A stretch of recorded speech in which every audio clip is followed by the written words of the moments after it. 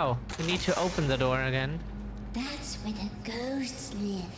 Just beyond that door. The Keeper's prison. The pit. No one ever comes out. At least, they're never quite the same. But I could open the door for you. I do know how. I really do. Thank you. That would... But first, maybe play a game? Oh, I love to play games. I like hide and seek best. Find me and I'll open the door for you. I promise. Look away while I hide. And no peeking. Oh God, where was she again?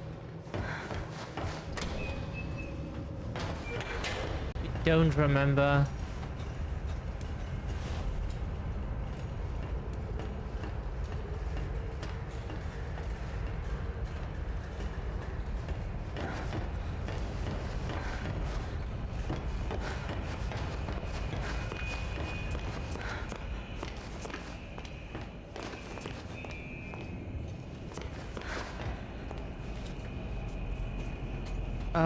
We don't know where you are.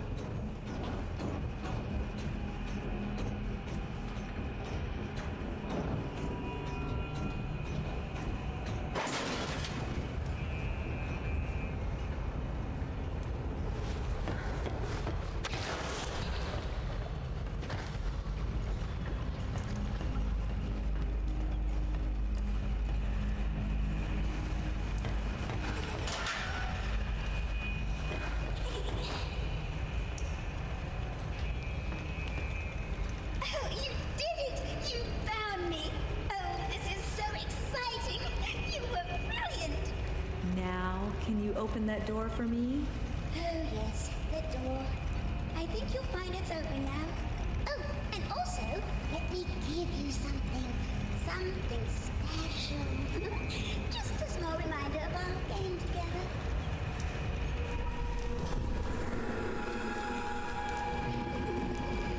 What's that? What was behind is now ahead. Interact with link-up pipes to fast travel between two specific locations. Dark place you've already been may hold new secrets. Oh.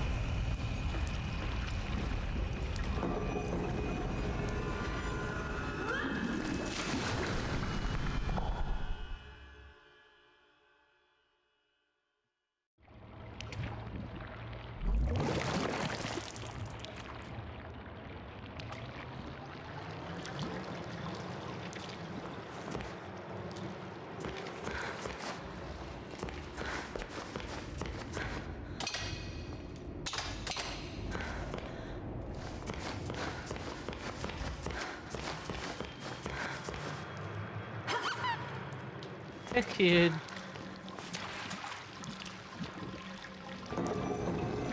Do we come out of the same one, or is this random?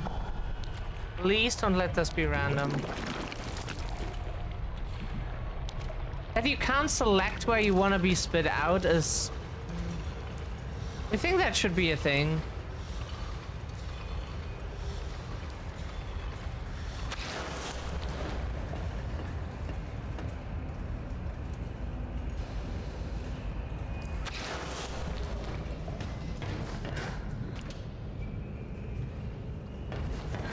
I think we played that audio message last time. If we, like, fall into that now, then we just get killed.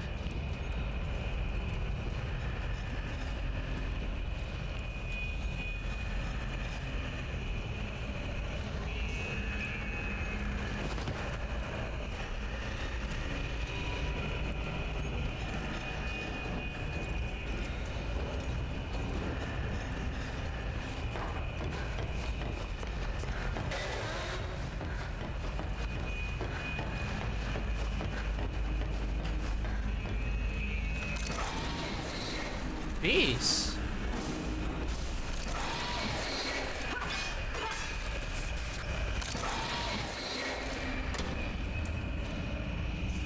Aggressive. I don't want to risk getting hit. We don't have any health regeneration or so.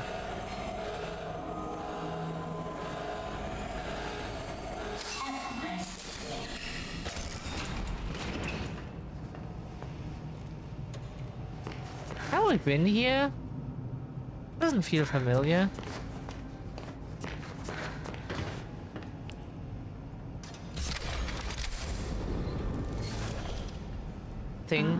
Nocturne. Excuse me. Sir? Can you help me? You must be really lost to be asking me for help. I'm just looking for answers. About the Keepers, Wilson, the cycle. Anything could help. What's your name? Audrey. What's yours? Honestly, I've almost forgotten.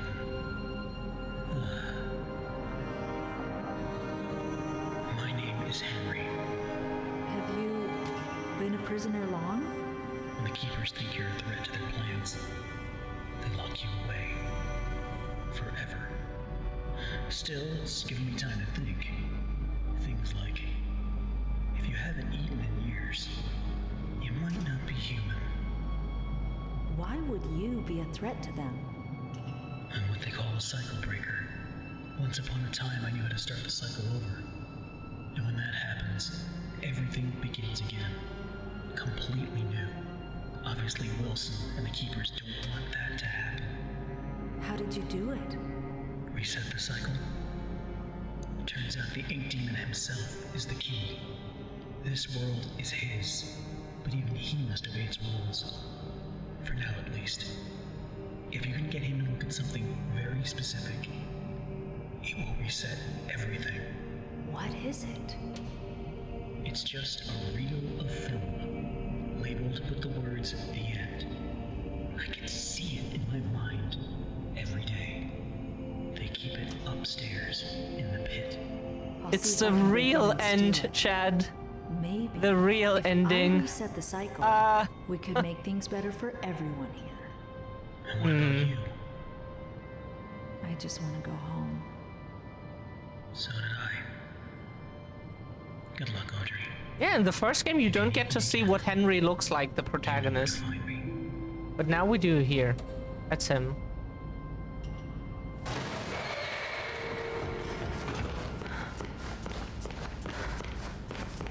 So, Ink Demon, come on, spawn.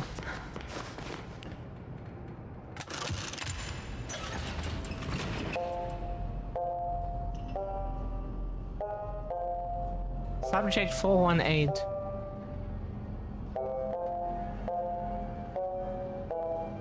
Oh, that's the Bendy mask guy. Also from the first game.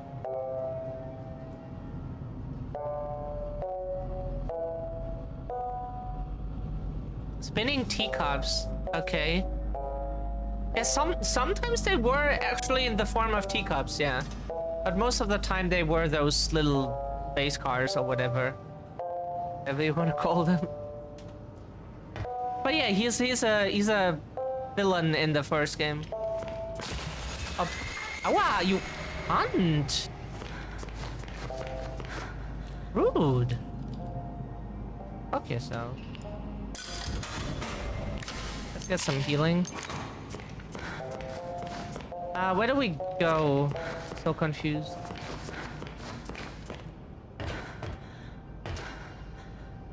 We had Henry there, but where do we have to go? That's why we don't like to get killed in a game. It just makes us forget where we wanted to go.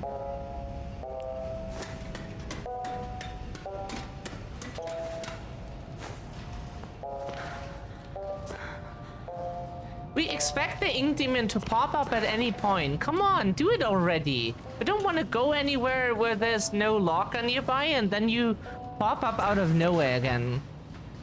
Why are you not doing it now? You popped up earlier. Just because we didn't immediately know where to go. Huh? Why is the door not open now?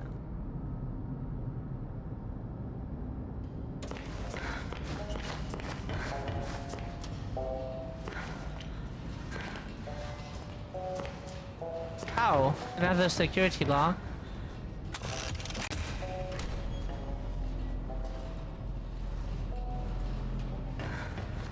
Oh, now it's open. Hey. Oh, there's a locker. Oh.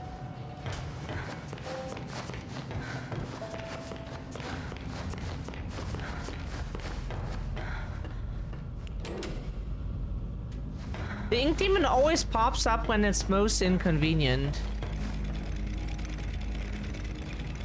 Like right now it would be super bad because the next locker is super far away.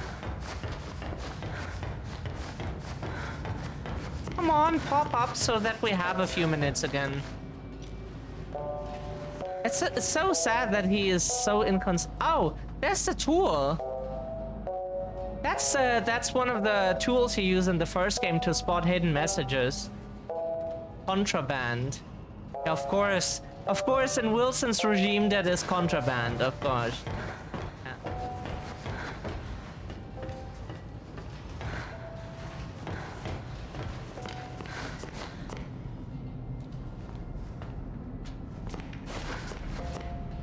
We hate it. The ink demon just is such an asshole. He never pops up when you need him.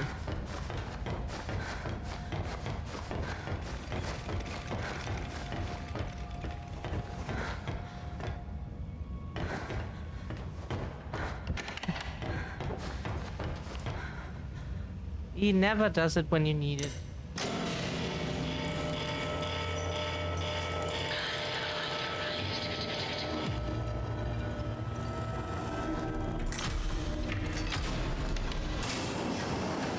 Oh. Okay.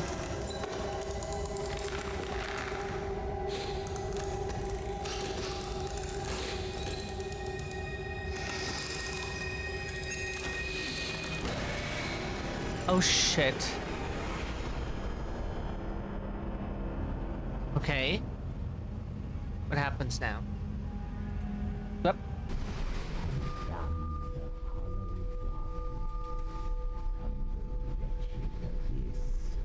A savior comes at last.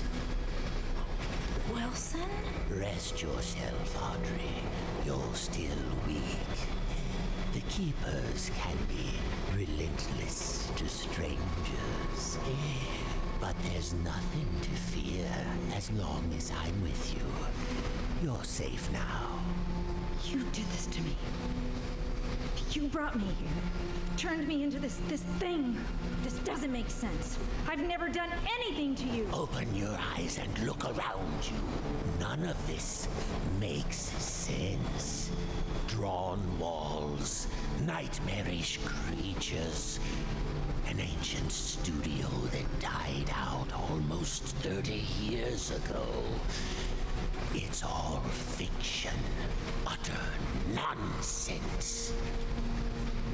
And yet, in here, it exists. It breathes. It flourishes. Reality, guided by its master's pen. The foundation for a new reality. We can bleed into our own. Just think of it. Anything we create in here, we can release out there. But first, this world must be controlled, made safe. These things, these angels and demons, Bendy! are they really life? Or are they just stains? Old mistakes No. ready to be cleansed away for newer, greater things. What do you want from me? I need your help to save my father's life. What? This is our start. We'll talk more once we're safely inside. Of course.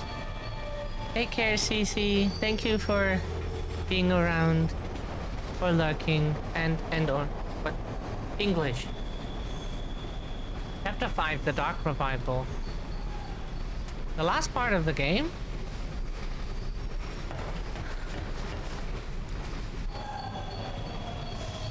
Stay close. This place isn't as safe as it once was.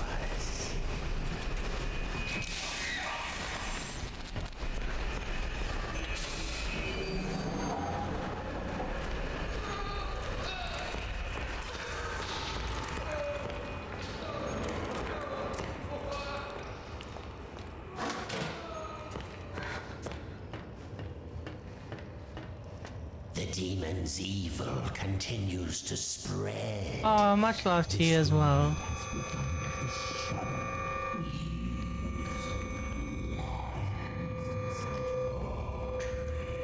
Be quiet. What did you say? Nothing. It was nothing. Almost there. Just a quick stop. Won't take but a moment. Yeah, but he's the villain. And the ink demon is a like evil ink version of the cartoon character Bendy. The subject will stand in the designated location. Bendy, the friendly little demon. Lethal object detected. The subject will submit all weapons for further screening. Disarm now.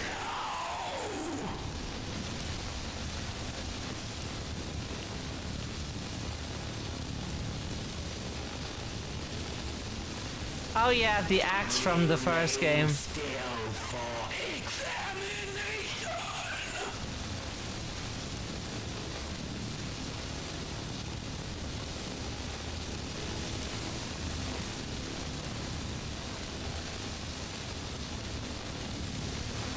Oh, do we have to stand here? Okay. The subject is cleared for entry. Wilson, the man who killed the ink demon. No, he did not kill the ink demon. He thinks he killed the ink demon, but he did not kill the ink demon. Welcome to the civilized world. How do you like my signal towers? They nullify the ink demon's powers so he cannot pass them. I wish I could say I invented them, but it seems our friends at the Gent Corporation had a demon problem of their own long ago.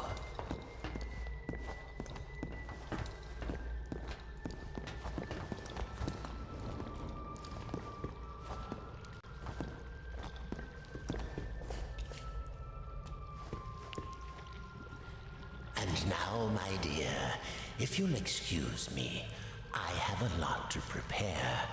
We'll talk later, I promise. Besides, you must be very tired.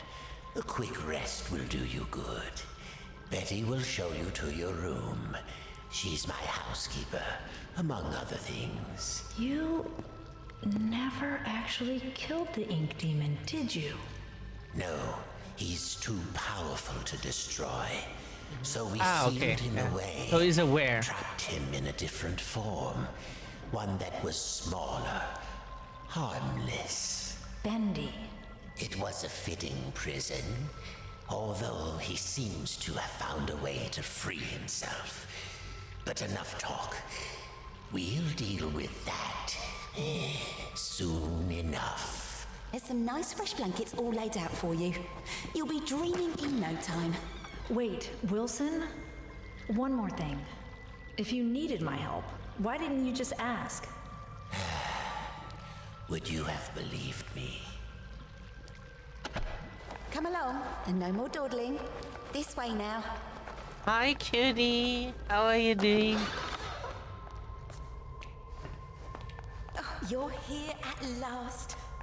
It's so exciting finally having you with us. Now, to give you some bearings, we're currently standing in the south wing. Wilson's laboratory is downstairs. And then there's the north wing. Wish we had an android housekeeper. Like, we have caretakers anyway, so we would just have an android housekeeper who does all the things we need and is like available 24/7. The ink demon got in there a while ago, and ever since, we've had to keep the north wing locked up tight. I'm afraid it's fallen into ruins by now.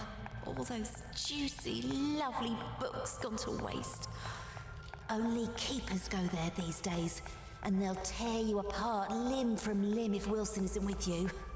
So, mind your distance, and you'll be just fine. Oh, so sorry to hear. Yeah, we know It's not we very can't. often I have guests to look after. Can't imagine. Especially one I can actually talk to. Almost everyone here either can't speak or they're completely mad.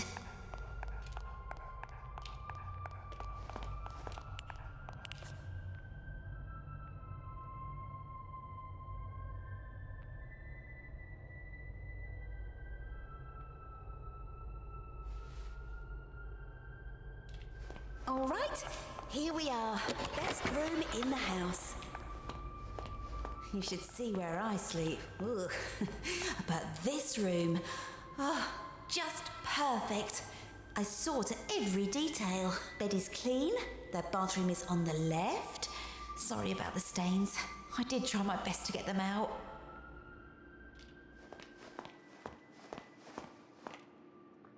A sleeping draft.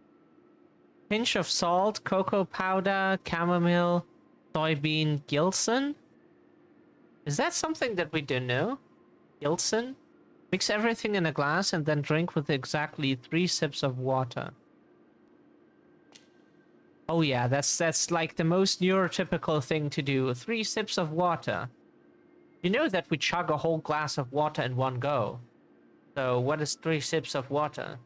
What is that?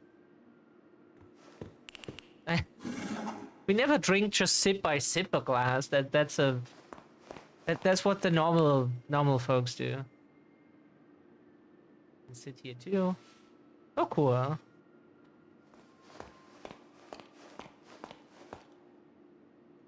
The Mug and the Maiden.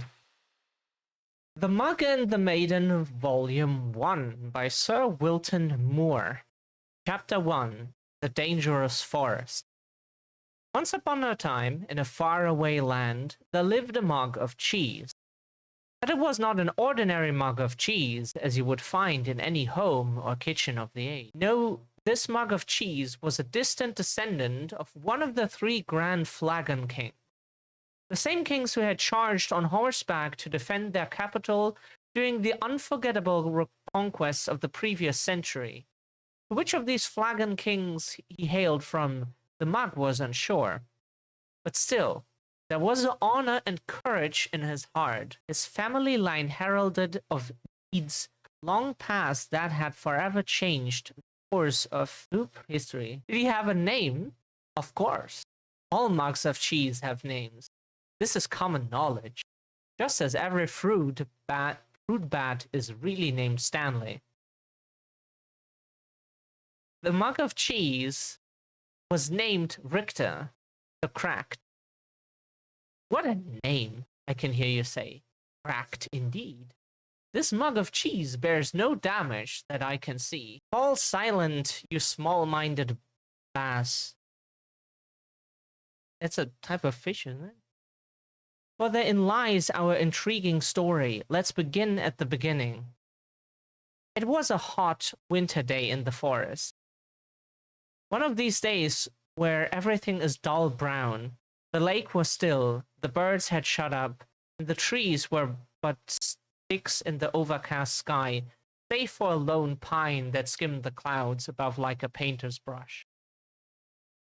It was on this day that Mr. Dobblemouse was in a hurry.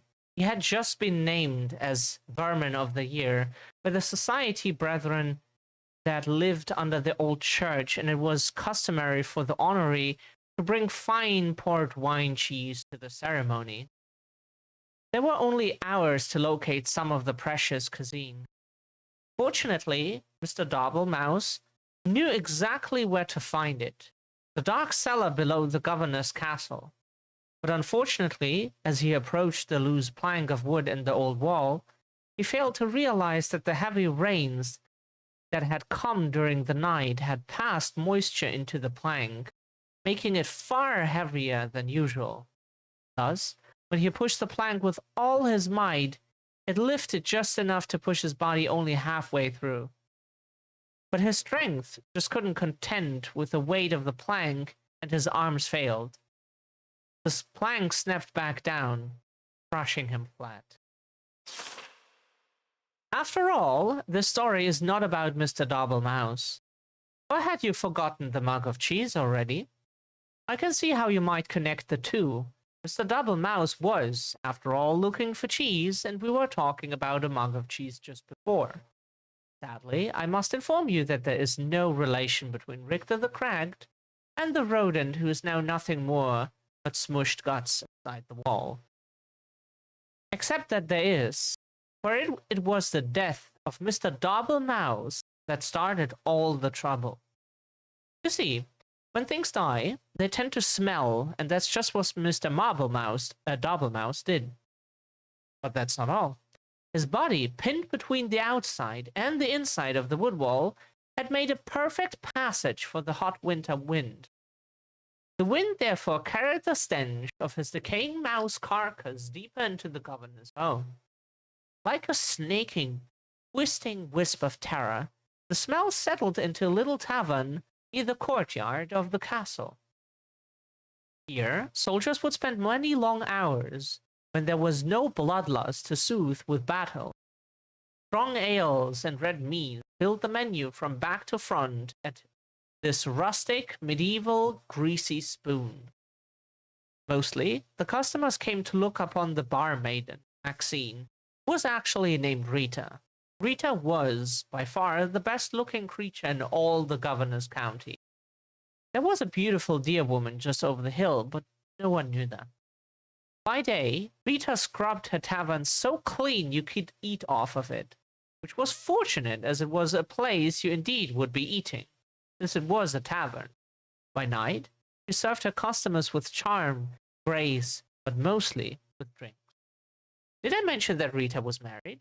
Well, I'm mentioning it now. Rita was married. Her husband's name was James. He didn't do much until he died. The smell of Mr. Dobblemouse knocked him flat, and that, my friend, was that. Oh dear, this story has barely begun, and already we've killed two major characters. Needless to say, Rita was deeply distressed by the whole thing, but 20 or so minutes later she realized she couldn't mourn forever and went to buy some cheese. Ah yes, don't worry, dear reader. This time the mention of cheese will probably guide us to meeting our focal hero of the tale. Also, this is a good time to start a new chapter. Chapter 2, a new chapter. Rita entered the cheese shop with her guns blazing. I'm speaking metaphorically, of course, by which I mean she entered the cheese shop, quite determined to buy some cheese. This was because, just the night before, as her husband James was taking note of a weird smell in the room, he had invented a delicious new concoction. A cheddar cider. It was sure to be a hit with her patrons. After all, the governor's county only had two exports, cheese and grapes, and she couldn't possibly make a drink from a grape. But back to the cheese shop scene. Entering extra cheese with a gun blade. Yeah. Rita knocked on the counter loudly with her fist, causing the nearby cat to do absolutely nothing, as cats do. From behind the wall, she heard a stir as someone was crashing through piles of cheese to make their way toward her. Emerging gloriously from torn yellow curtains, an old man came into view. He was giant in stature, with a long grey beard. Bobbing along and stuck within his beard were all manners of cheese, crumbs, and wedges, wrapped tightly within his hair. But yet, he held even more cheeses on ropes pulled across his chest, with loops of provolone linked like sausages over one shoulder. His eyes were big, and his ears were bigger still. A small kindness erupted from his face as he locked eyes with Rita. My, the Kurds are kind to me this hour. Hello and welcome, he bellowed. Rita bowed low and promptly began to cry. The shop owner looked at her, perplexed. What did I say wrong? The barmaiden sniffed and snooted and finally answered. Forgive me, for my husband has just died and I'm out of Swiss.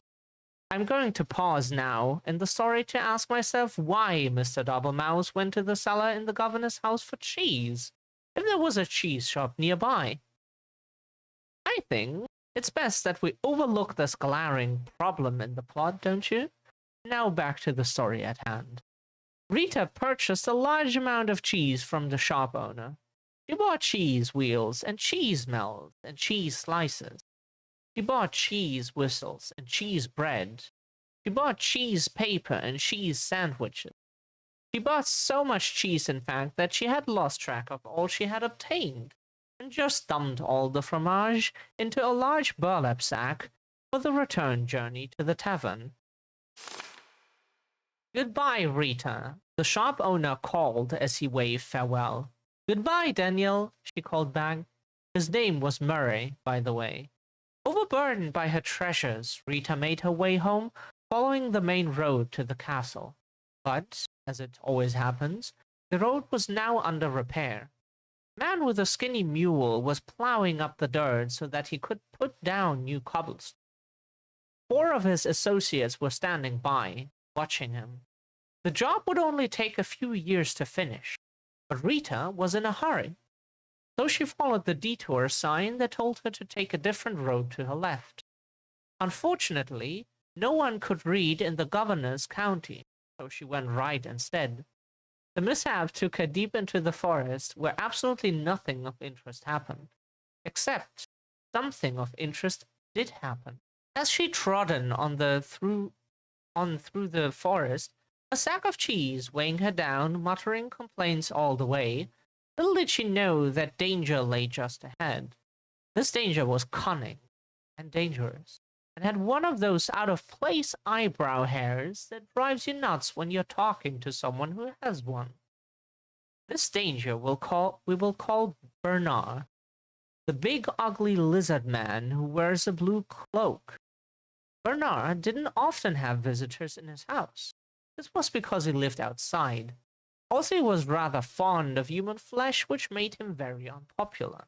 So obviously, you can see the drama unfolding here.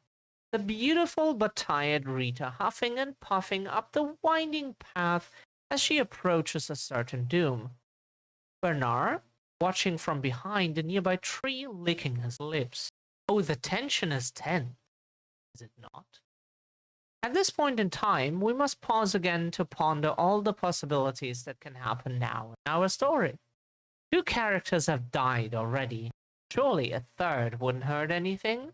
Are you perhaps just reading the story because you want to see who will get the axe next?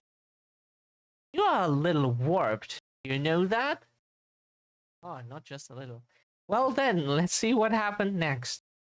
Bernard stepped from behind his hiding place, his eyebrow hair gleaming in the fading sun. Dear madam, why must you pass through though so fast? He called with his eyes glimmering. I must get home, Bernard, because, for one, it's getting late and I have customers to serve, and second, because you eat people, Rita replied. Poppycock, balderdash, hot swallowed. I won't hear these lies against my character. He detested. For I, Bernard, the big ugly lizard man who wears a blue cloak, have completely reformed myself. He's reformed, Chad. Rita squinted suspiciously at him. You have? Bernard put a hand to his heart. I have. I no longer prowl or pounce. I won't attack or bounce. I will not kill or maim or tear. I won't crush or even bite you anywhere. I promise I won't devour anymore. My gosh, you've become a bore. If you aren't going to be the danger in the story, then I've come all this way with 100 pounds of cheese for nothing, Rita grumbled. She boosted her sack further up her shoulders, and turned with an angry grunt. Bernard waved after her in a panic. Wait, it's all a ruse. I intended to eat you, dear woman. I swear it, he cried. It's all a trick, you see. A new angle. It worked on some guy yesterday. Oh, please stay. Rita sighed, her strength just about gone from the long adventure she had taken since she left home that morning. She turned back to face Bernard. All right, she said, but your part in the story better lead to an unexpected turn of events. Oh, it will. Bernard clapped and waggled his clawed finger to motion her to draw nearer. Just wait until the next chapter.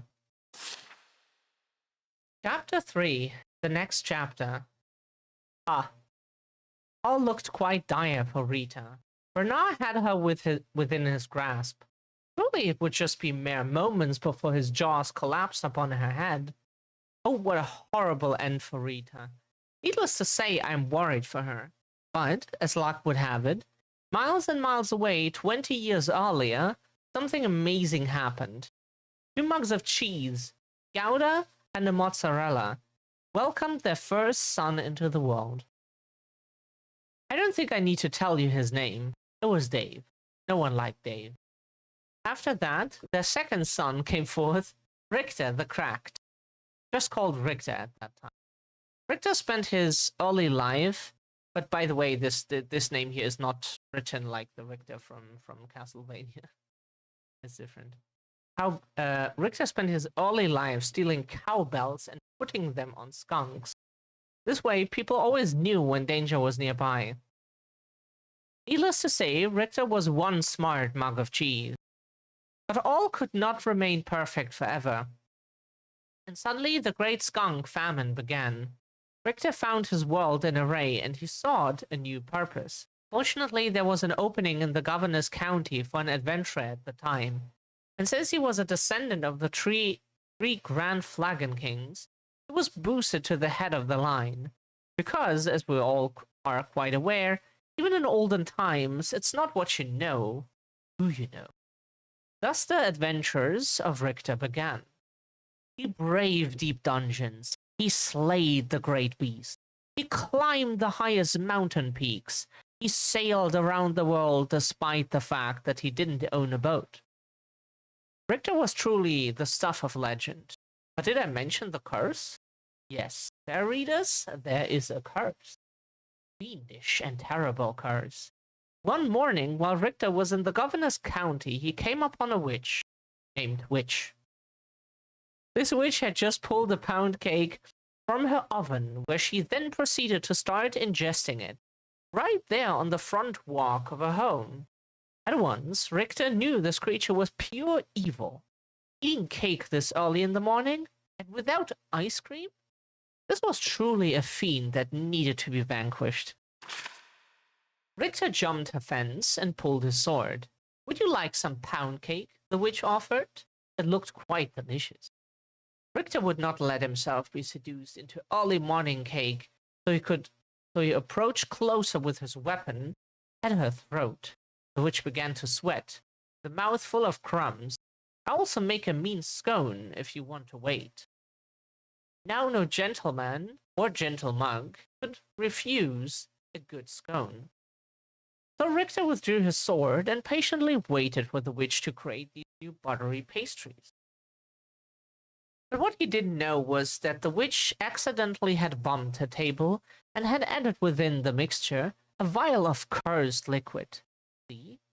I told you there was a curse. You were forewarned. The moment Richter ate of the scones, he fell into a deep sleep. The witch, baffled, finished her cake and proceeded to get a civil service job in a nearby town. As the years rolled by, all that remained of the witch's house was carried off by elves, and her garden became overgrown.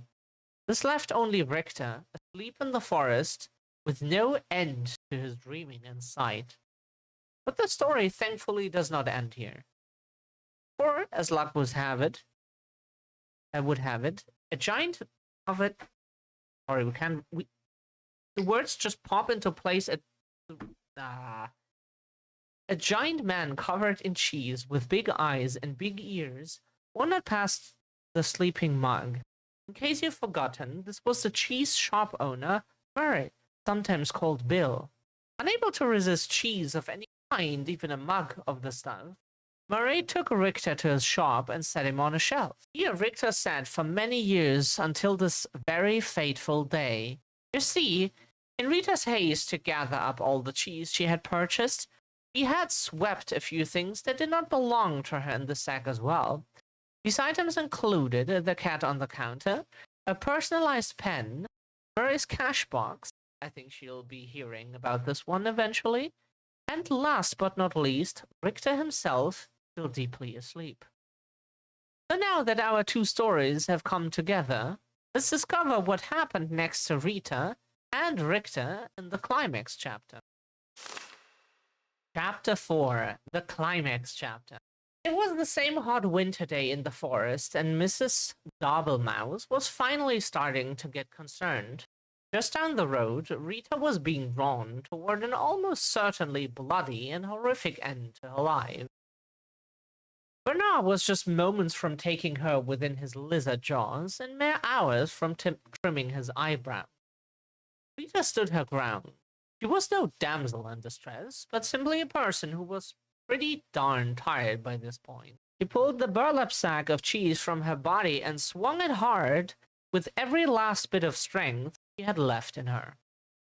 An ear-shattering crack broke through the silent trees as the bag made contact with Bernard's shocked face. His teeth flew in all directions, falling like pebbles to the ground. His eyeballs dislodged and rolled into a nearby stream. His jawbone turned completely around and planted itself on the back of his head. Bernard ran screaming into the woods, never to be seen again this week. His cries faded, and the forest once again fell soft and quiet. Cow walked by. Rita, still standing with her sack outstretched in her arms, stood wide-eyed at what had just happened. Surely no cheese in her bag was hard enough for that kind of impact. As she placed her burlap sack upon the dirt and peeled it open, she was amazed to find Richter, the mug of cheese, inside and looking quite dazed. He had awakened, and the curse was finally lifted. Somewhere behind a desk, the witch looked up and nodded with a smile. But oh dear Rita, look. Look what was now upon his mug body. A giant and elegant crack. The very mark of a warrior. His hero's journey was finally complete. Richter the Cracked had emerged. Yes, it is true that Richter really didn't do anything important in the attack on Bernard. Just by Richter being where he was at the perfect time, he had saved Rita. The Fades were with them. Richter and Rita talked and laughed and ate cheese until the sun went down. Finally, they packed up their picnic and headed back to the tavern, where they were met with cheers of excitement. This is mostly because the guys had found out that Rita was now single. As the night wore on into the early morning of the hours, the tavern remained alive in the castle courtyard with singing and dancing and cheddar cider. Oh, what a celebration. But like all parties of such proportion, eventually everyone sobers up and you have to go home before long it was dawn. The sun began to rise steadily in the west, making a fresh adventure on the horizon. A wind of a new direction began to blow with a mere steady pace. It skidded across the ground and found its way between the floorboards of the governor's castle. Here, against all odds, it found the barely remaining body of Mr. Dobblemouse. The wind carried the stench far beyond the borders of the castle, over the mountains, and deep within a dark cave where Evil slept. "What the heck is that smell?" said Evil, awakening with hellfire burning behind his eyes. Eventually, news of his great evil spread from town to town until it reached the ears of Richter the Cracked. He polished his sword and gathered some crumbs of bread to store in his mug. Wearing his best expression of courage, Richter once again set off to conquer the day. The story was not yet over. But for now, dear reader, we return to our own lives. Let us end this tale with one closing thought, shall we? Be we cracked, or small, or even dead, there's always a purpose to where we all are led. Be brave and strong, and lest we forget, fate isn't quite done. Any of us just met.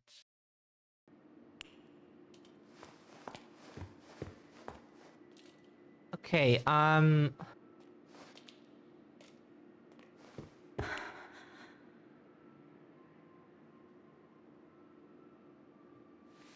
we talked to her again. We already forgot that she existed because we were reading the story for like an hour, it feels. Did you have any questions? Is it always night here? It's always dark, if that's what you mean. For as long as I can remember. Are you very old?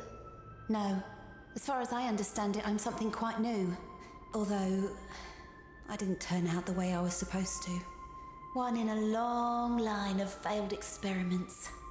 But Wilson will keep trying. And do you trust Wilson? This is the realm of the ink demon. The shadow hangs over us all. I don't trust anyone. But Wilson takes care of me, keeps me safe. He once said I remind him of something he called his mother. Tell me, is that a good thing, where you two are from? I'm not sure. I don't think I ever had one. Well, no matter. Now, I was told to make sure you get some sleep once you got here. So get nice and comfy and relax.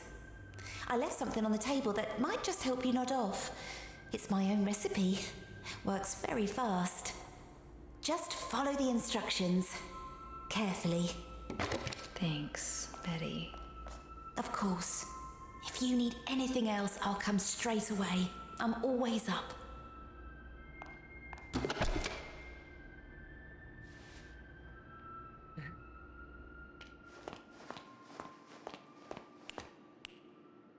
Gilson. What's a Gilson? Yeah, what is a Gilson?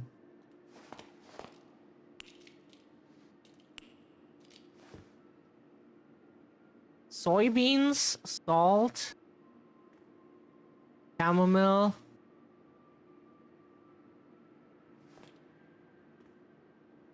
Cocoa powder.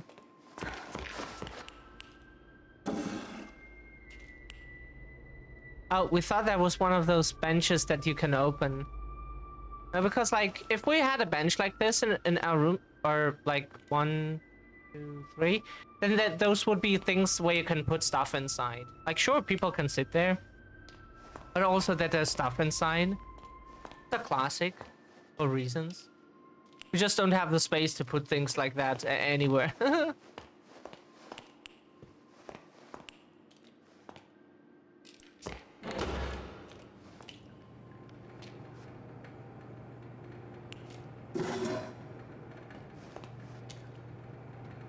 That's us, Audrey.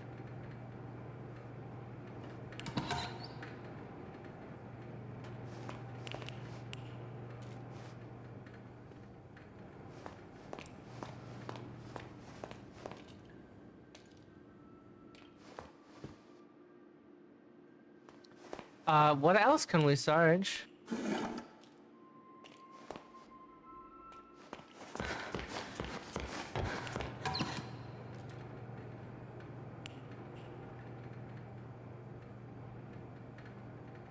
We can sit on the toilet as well.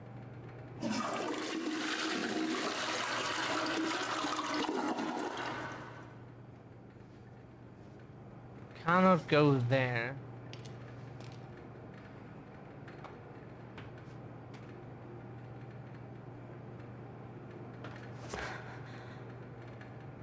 Where else do we get a Gilson?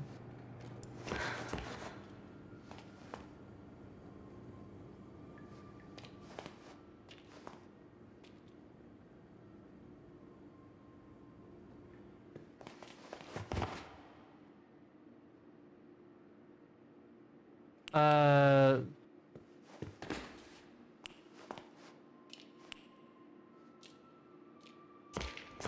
Do you not understand, game? What are we doing now?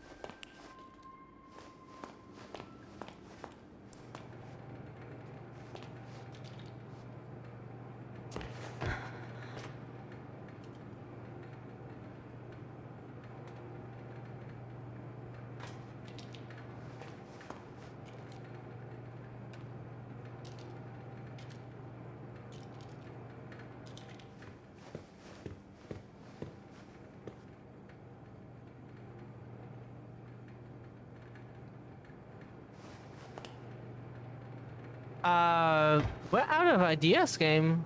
What else can we click? We'll click whatever we can.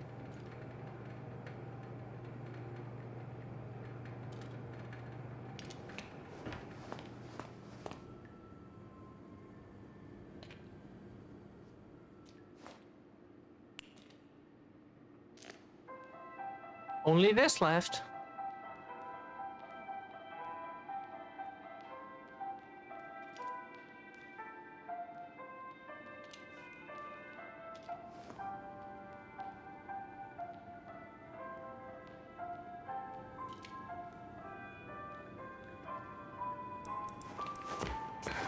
Does this do something?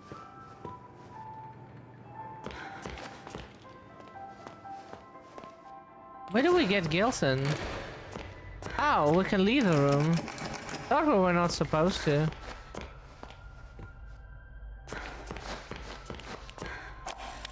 The machine speaks to me, revealing its many possibilities. What I can accomplish using its power is beyond any measure. Life and death can become a thing of the past. Poverty and hunger, a distant memory. I can remake the world anew. But does the world deserve such a gift? For now, I have bigger matters at hand. A man in a black coat came asking at the front desk about the machine. Said he was from the Gent Corporation. Fortunately, the receptionist knew nothing, and he left quietly. Later, I found his name on the sign-in form. Mr. Alan Gray.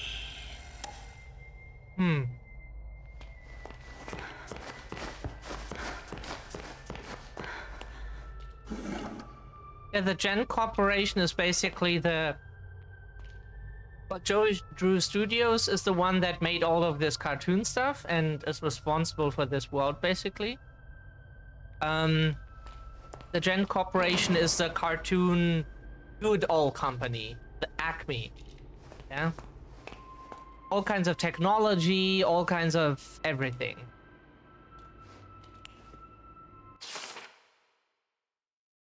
Chapter 7, Spatial Displacement of Unknown Elements. Let us imagine a long wire stretching between the 2 points in known time. We will call this length of time the euphonic base. From here we can dispel all needs of societal normalcy and all typically understood junctions of the world we know as the present. Once the euphonic base is achieved, it creates a shared understanding that there must be space around the wire that is not the wire itself. This space, a Cromley vacuum, could be in itself a host to many wires, running in as many directions as we can perceive. Using a vessel, a flow, a flux break, we can escape from our wire to another wire. This allows us to not just reveal these altered timescapes, but command them with a larger understanding of their existence.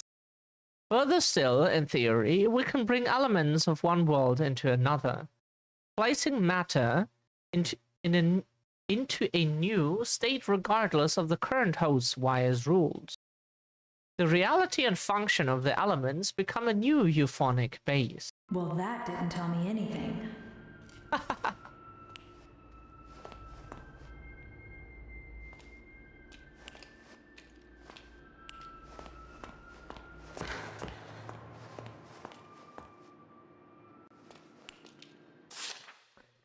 Section 4, Freshwater Critters. The Yellow Perch. If you find yourself looking for hard-fighting fish that won't rip your hands, you should look no further than the common yellow perch.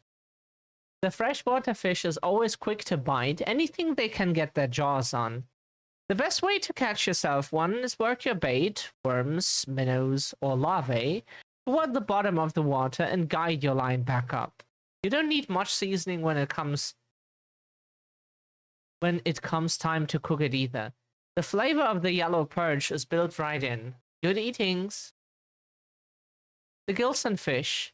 This one strange little fish that is pretty hard to come by. The Gilson is not known to be easy to catch and will ignore most bait. To make matters worse, the Gilson can move very, very fast, making it a rare sight. In the end, I was able to snatch me up this little guy with a very clever solution.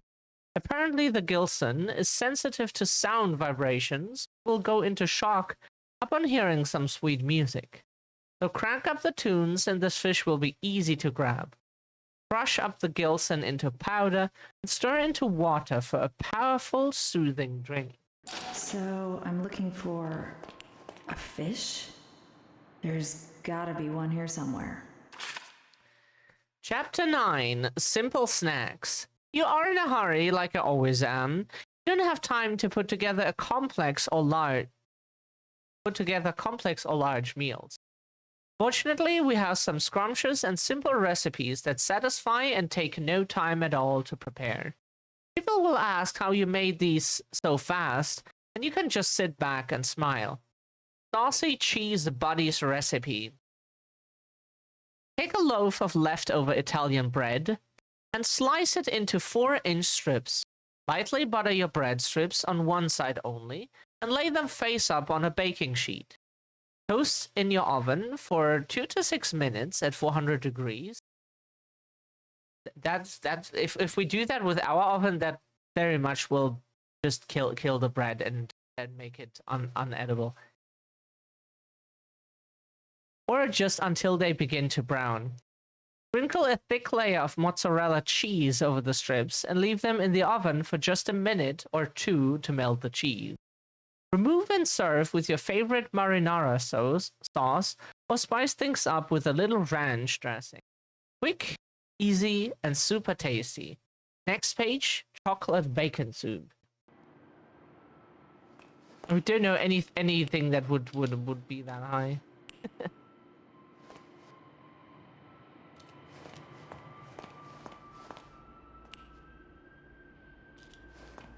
Is there any other book that we can read?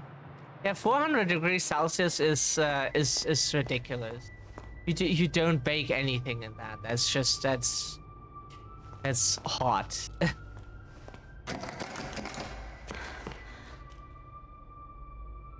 God, where did we come from? Okay, right?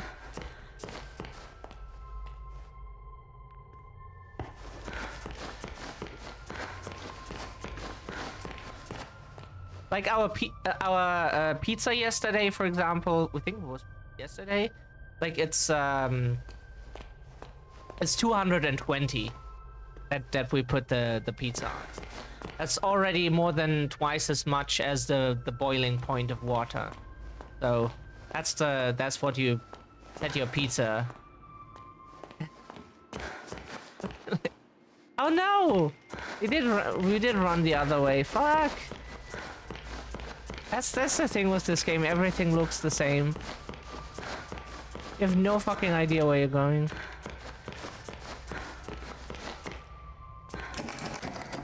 Of course, the laboratory is closed.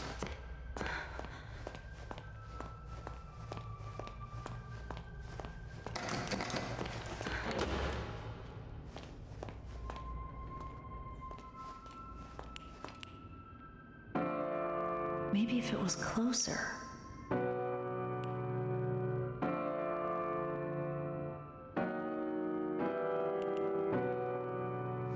Now that's a fish.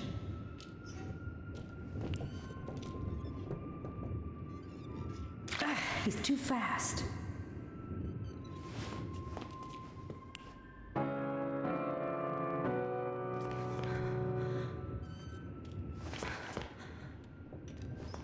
Is there a record player in here?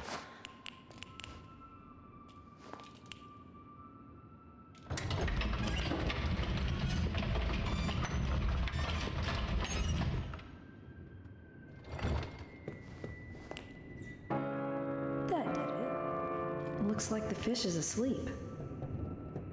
Gotcha.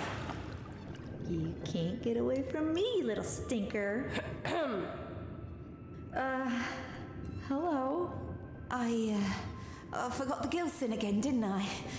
And there's some already ground up in the kitchen too. I'll bring it up to your room straight away, shall I? Oh, and maybe you could put Harold back in his tank. He does so hate the dry air. This game is weird and funny.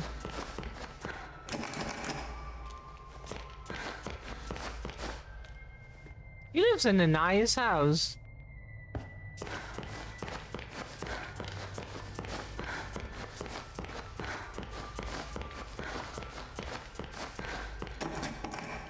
Yes, time for it. Okay.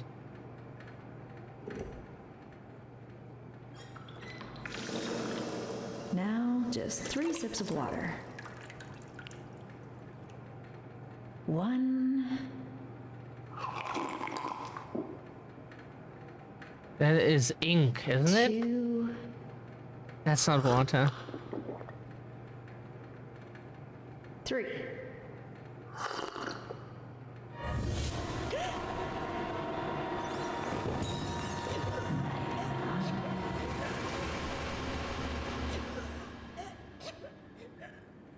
No. Who could think that something bad happens when you touch ink? Awake at last. I was almost afraid you'd miss my party. What's going on? Oh, it seems you're just a little overwhelmed. It's all right, honey. I understand. It's not every day one gets to bask in the glory of an angel. Alice Angel, to be exact. That's who I am. Sent from above. Impending perfection. What do you want? Right to the chase. I like that. The truth is, honey, you're one of a kind.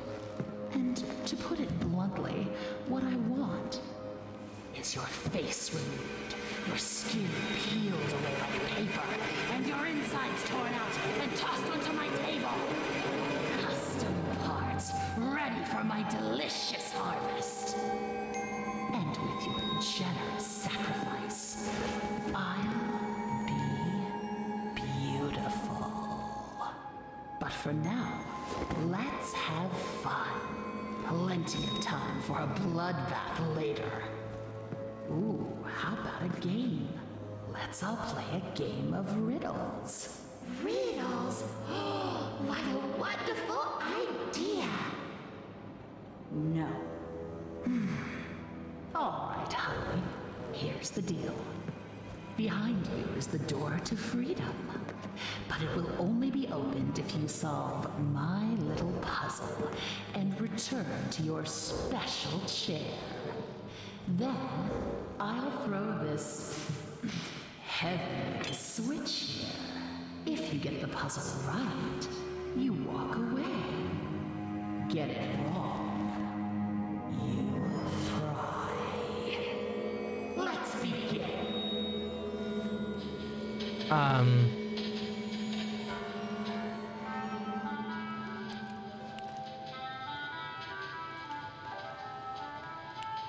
The fox thinks the rabbit smells of elderberry.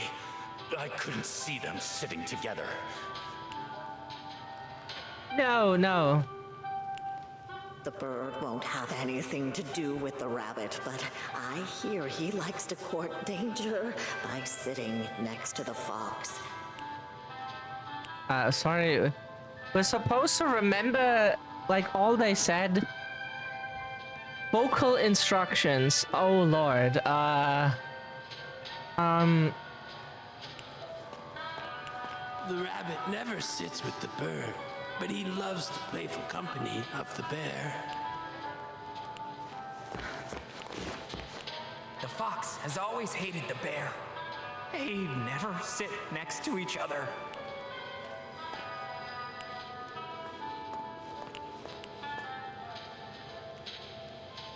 Okay, we have to... If we actually have to solve this... And welcome back, Multi. And we have to make notes.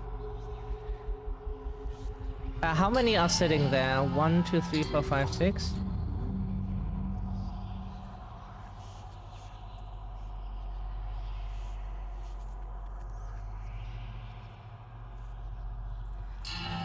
Okay, so... The bird won't have anything to do with the rabbit, but I hear he likes to court danger by sitting next to the fox. Bird doesn't like... Wait again. The bird won't have anything to do with the rabbit, but I hear he likes to court danger by sitting next to the fox.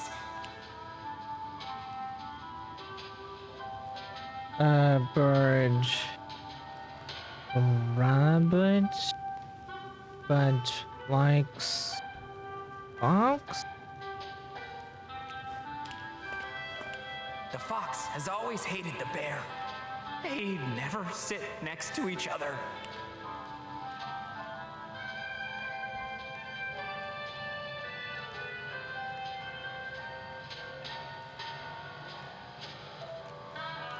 My friend the bear always sits next to the bird. After all, they went to school together. My friend the bear always sits next to the bird. After all, they went to school together.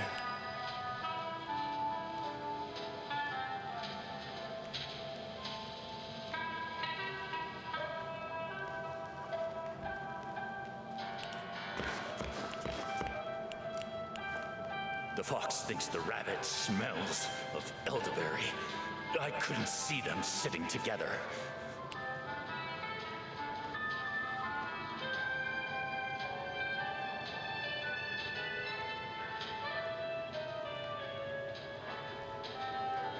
Yeah, that's a Monty Python reference.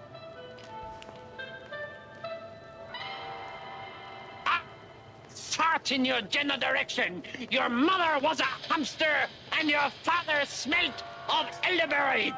Yeah. The rabbit never sits with the bird, but he loves the playful company of the bear.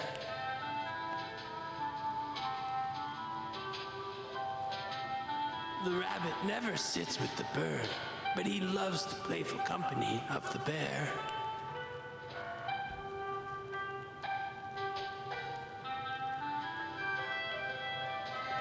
The pompous fox? Well, he wouldn't be caught dead sitting on the left. Far too pedestrian. The pompous fox? Well, he wouldn't be caught dead sitting on the left. Far too pedestrian. Okay, so what's the left side now? From our perspective or her?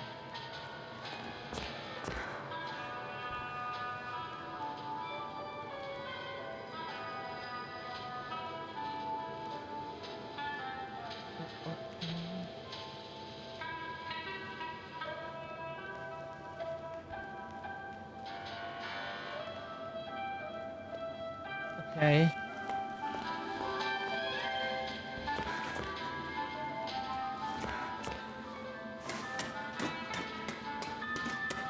Sorry for not commenting until now. Very tired. Oh no.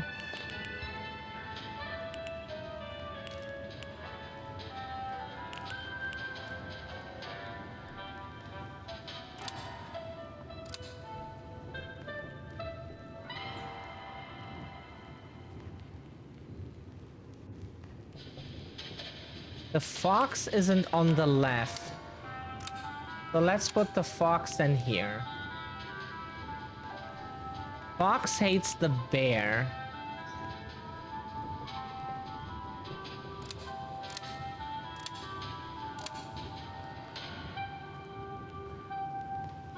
But the bird loves the fox.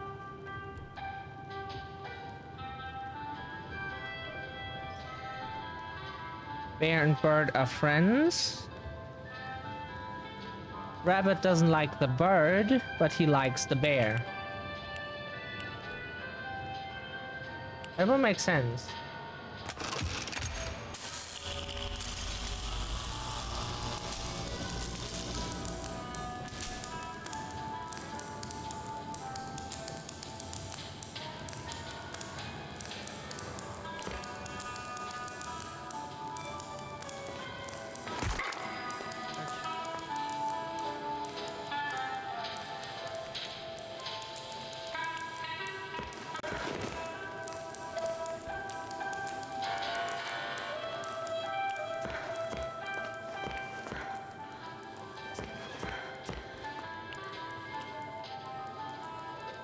Hold on tight, honey. Here it comes. 3, 2, 1.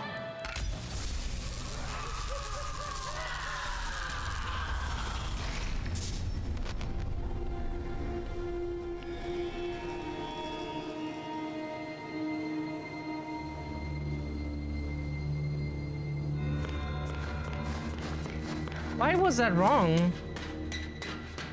Wait a second, why was that wrong? The It was correct for the video. We'll probably have that cut out, but we didn't understand if we had done it correctly or not, and apparently we had, but we didn't understand since this is a bit strange.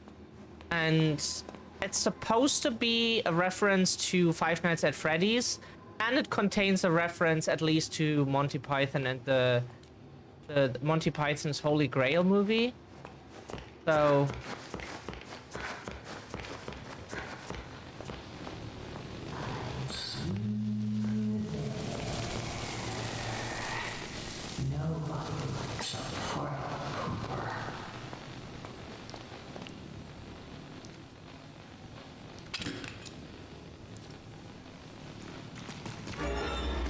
oh god. Jeez. Hey.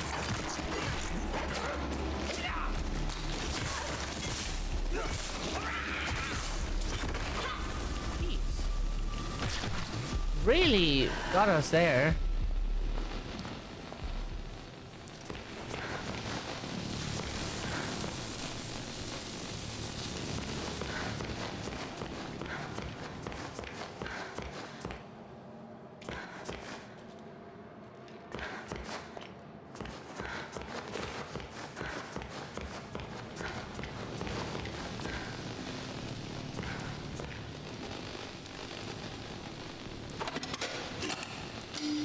Here we can recharge our pipe.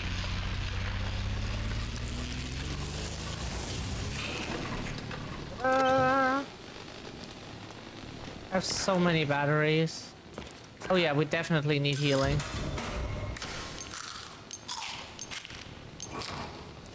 That should be enough. The game is really not an asshole. Like, sorry, did I? It gives you, if you pay $5, you get either like, and you get one healing item if you need just one to be almost full health, or it gives you 5 of them if you need 5. Only in boss fights the healing is really, really expensive to balance it. Oh yeah, we needed a fully charged gen pipe. Whoa. Oh god.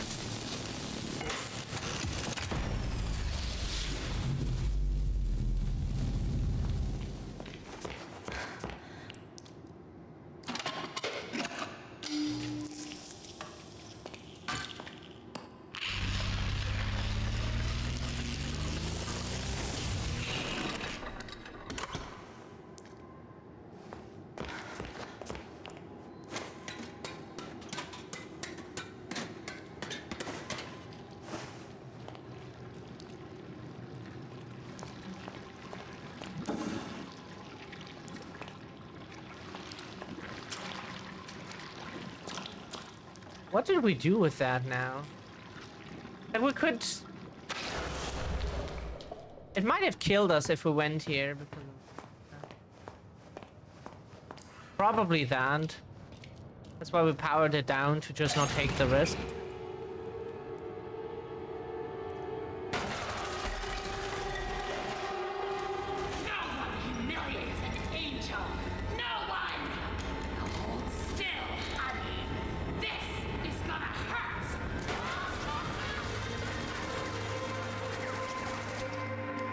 If not everything was fucking black and white, we could actually differentiate stuff in the environment. Just saying.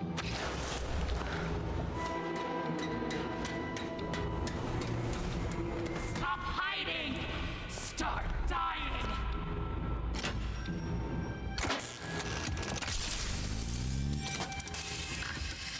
I don't wanna go!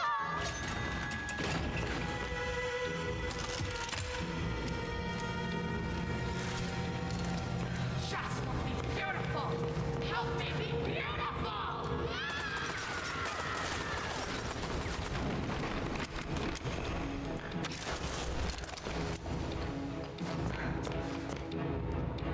So... Where do you think you're going?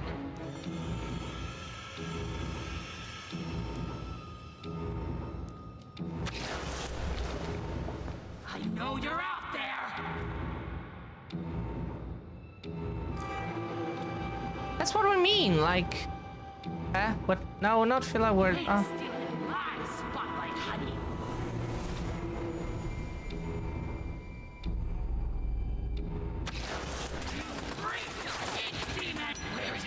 Fuck you.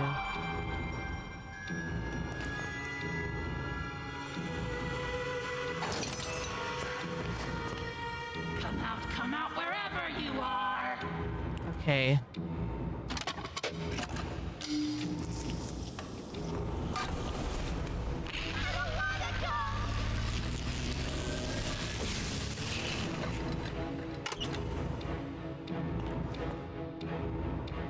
Where did you go?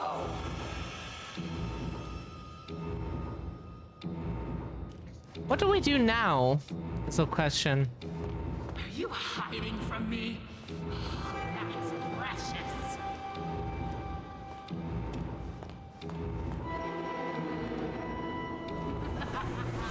I can do this all day.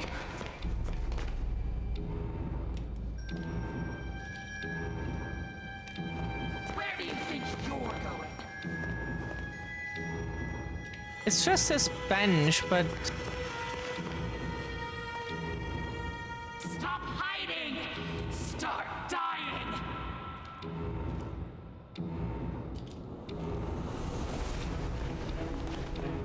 I know you're out there!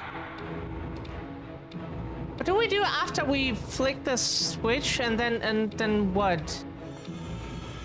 You ain't stealing my spotlight, honey! How do we get up to her? We can't even look because she will immediately... Come out wherever you are! Yeah, can you shut up, like, mute sound? Oh, God. We just look around. Like, it's dark around us here. There's just, like, dark. Oh, okay. Dark, and we don't see anything, and... What do we do after we did that, the switch thing? Then what? Where did you go?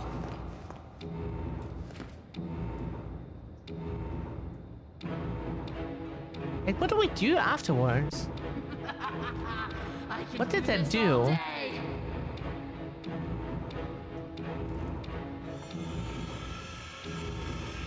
Where do you think you're going?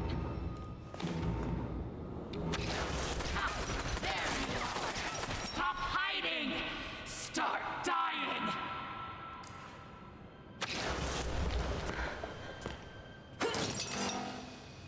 Are you hiding from me? Okay, there we can heal. Precious! Now we can heal, but... You ain't stealing my spotlight, honey! We think here you get a battery if you don't have one or so.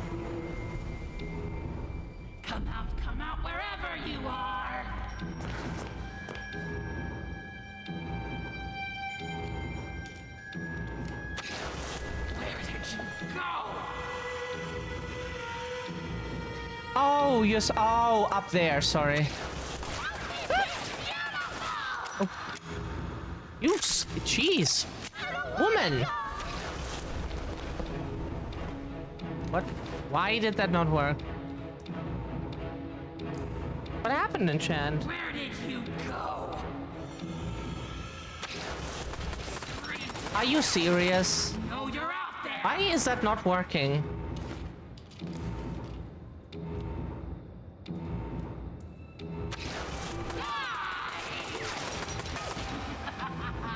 I can do this all day.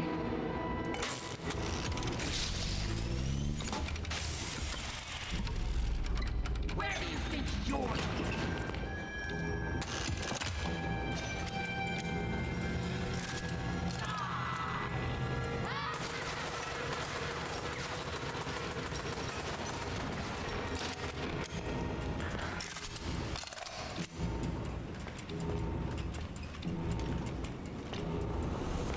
Stop hiding! Start dying! Now the door where the two holes are. Where did you go?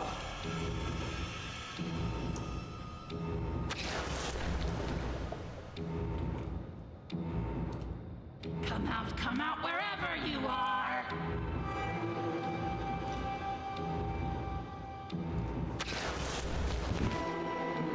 You ain't stealing my spotlight, honey.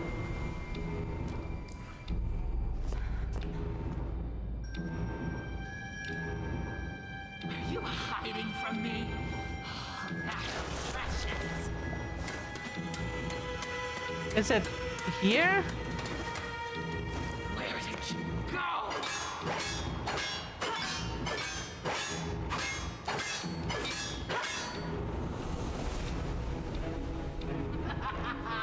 I can do this all day.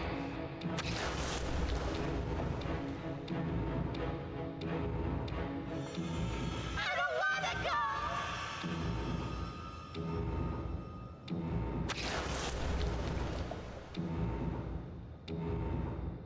I know you're out there!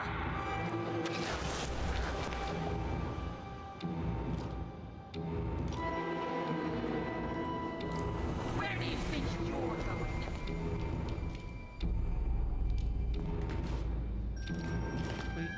Okay, and on there? Where did you go? Stop hiding! Start dying!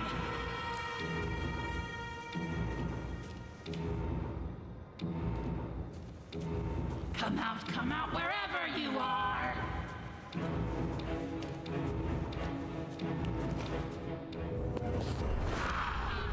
How dare you touch me!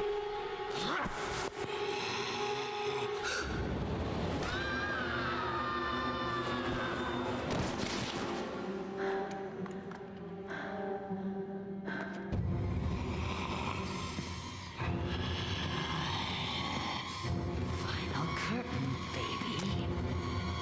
Let's blow them away.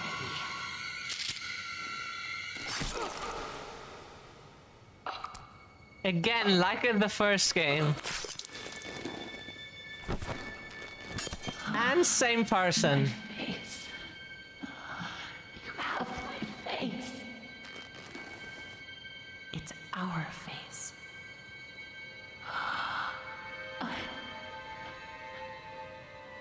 Beautiful. Always were.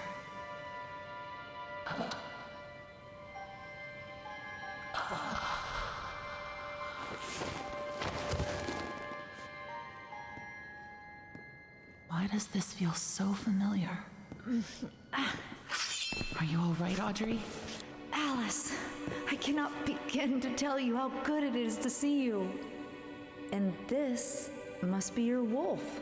Audrey, meet Tom. He's my protector. My friend. You both got here just in time. Now I understand why you don't like being called Alice. The machine creates many of the same forms. At least on the outside. On the inside, we're all pretty different. Well, from now on, I'm gonna call you something other than Alice. It just doesn't suit you. Oh? What do you have in mind? How about Allison? It's not bad. Okay, I'll try it out. But only if you can tell me what in heaven's name you're doing in Wilson's retreat. Wilson! I almost forgot. I have to get back right away. Are you crazy? Wilson's our enemy. Do you even know him? Have you ever talked to him? I've seen what he's done. That's good enough for me. Look, it sounds like he has a plan to kill the Ink Demon. For good. And I think he can help us all. I just need to go back and hear him out. Well, if it's true, you'll both need as much help as you can get. The Ink Demon won't go down without a fight. Tom and I will gather some of our friends. Anyone who's left. Good luck, Audrey. You too, Allison. Mind if I take this?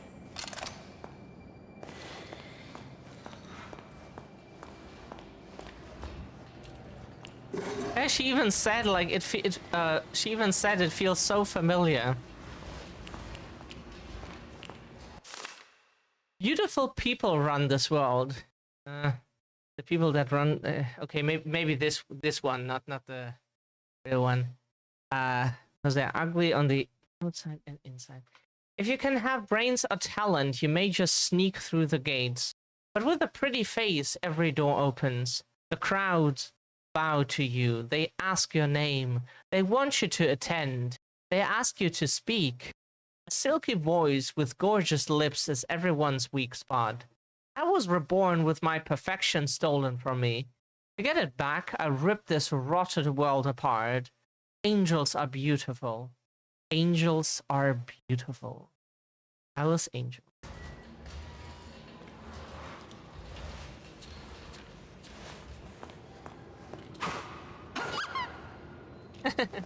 It.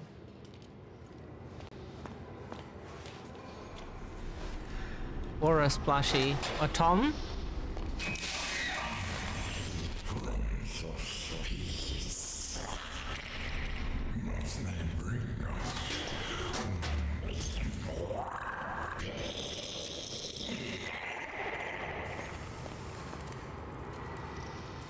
Okay, here's a hiding spot again that we should make use of if the Ink Demon spawns again to kill us. At least we know where to go.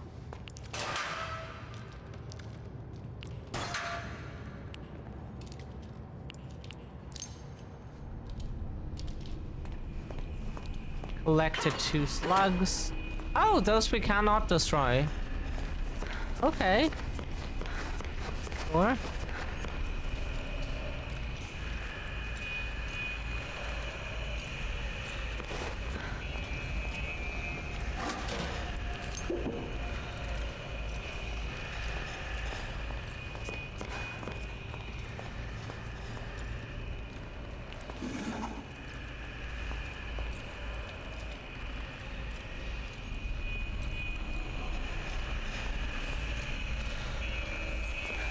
what if we do this? Ah, you cannot do that. Okay. Thought you could. Kill us. So, what we thought is, and that would have worked in other games, but not here apparently. You cannot, we couldn't just run past that thing. Okay, that's, ow. Hey, sorry, last time that did not hurt us. Why did it now? Video games.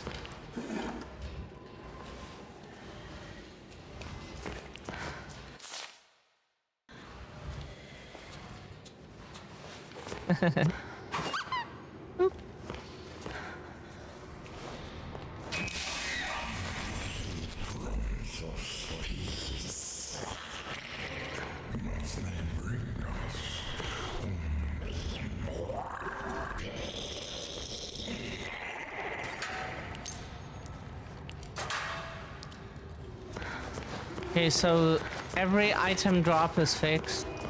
No, don't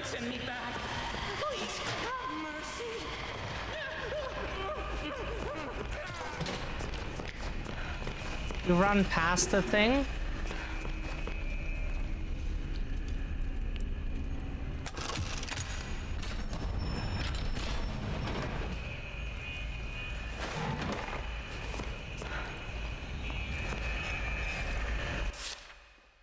Dear Alice, I don't know if you will read these notes, but I'll keep leaving them for you. I hope someday you'll understand my words and the madness will fade from your mind. In this strange and dark place, we can find light and purpose. We're not left to just wander alone, crawling, craving beauty, power, and other meaningless things. Even the heart of someone feeling incomplete can discover joy. We're not lost. We're merely waiting to be found. We are so much alike, formed from the same mold. We're like sisters, you and me. I wish you comfort and the wisdom to let your heart melt into happiness. I won't give up trying to reach you before it's too late. A friend.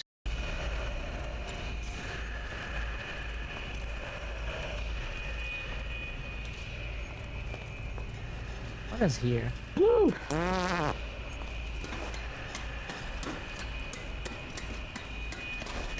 Whoops.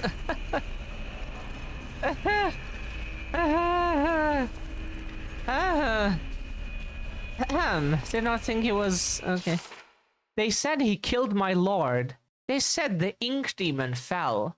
They said I was a false prophet. But I say my lord lives. But I say he will return. But I say you better watch your back, Mr. Wilson. Can I get an amen?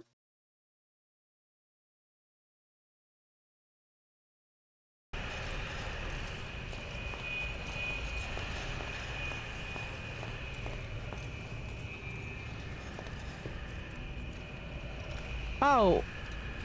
This music box could make a good distraction if I can fix it. Ah! Okay. Ah!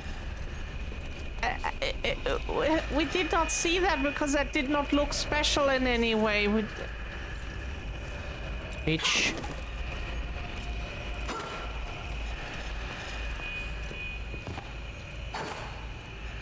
And we need to find parts for that.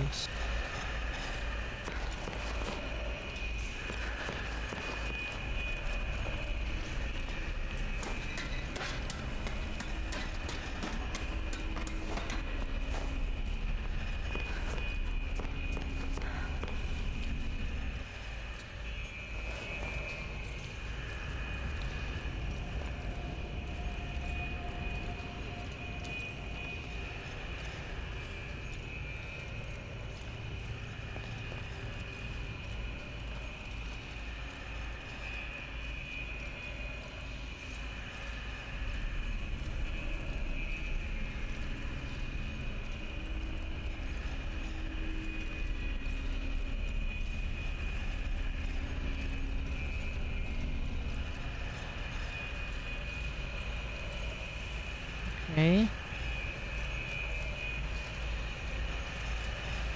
We didn't know we had to click that. It did not look special.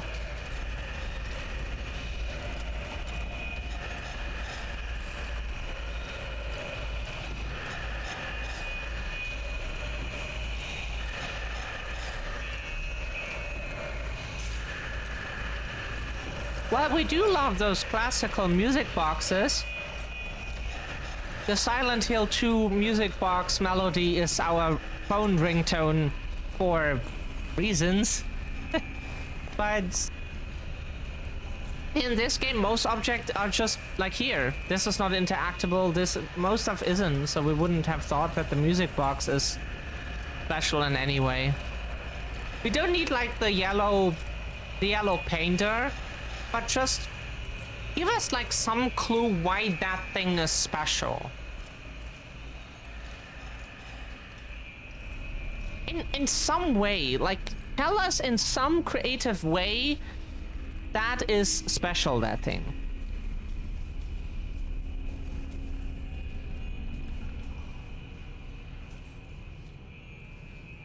That's what we want. Tell us in some creative way that thing is special. Somehow. It might be subtle, but just so the player thinks like, oh, this looks different. What is this? What this? Yeah?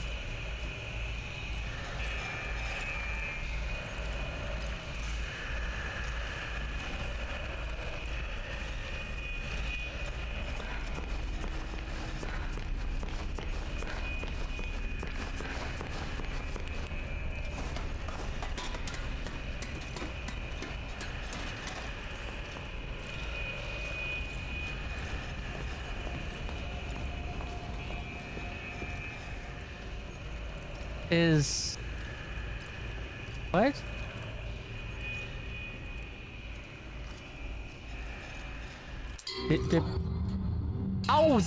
Oh, now we find the dancing figurine.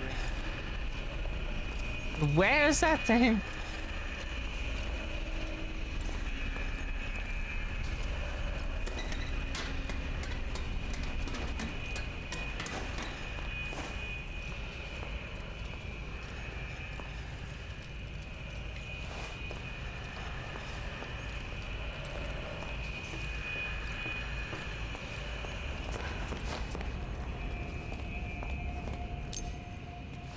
Slugs.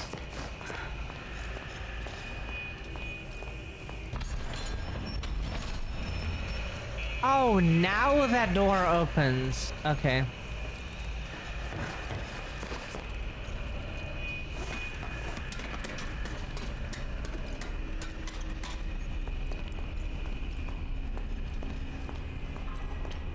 Where's the next hiding spot if we need one? Technically there.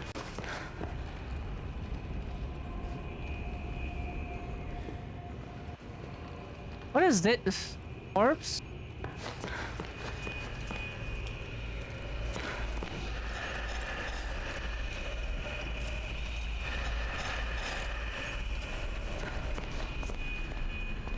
Okay, there's a box.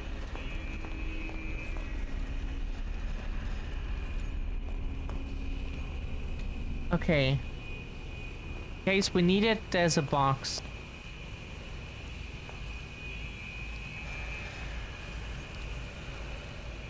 Oh, that's where we would bring the box. Repaired. Of course, fully charged gen pipe required. Of course. We need a charging station. Wait a second. Is here somewhere a charging station? I think it was on the other side. Have to charge our pipe. This is so tedious here.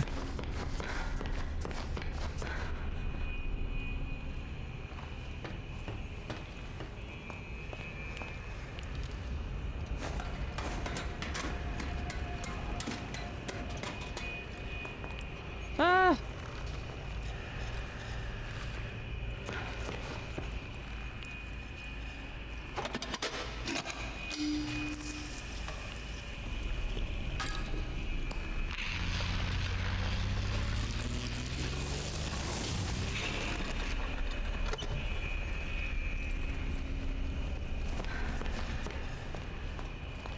Where's thing ladder? Where did the ladder go? Is it just explode? No, it did not explode. Okay. Did not see the ladder. It was just gone.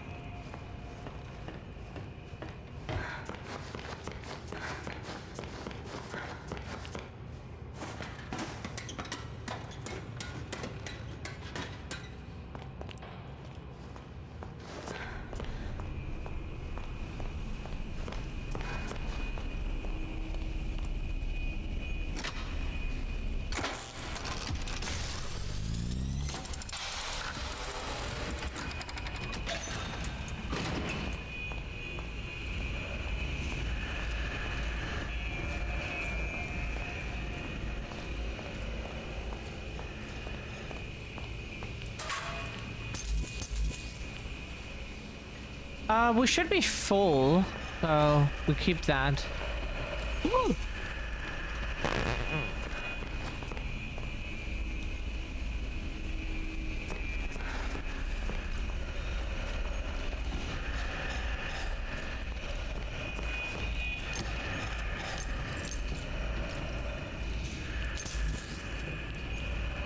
Pick up!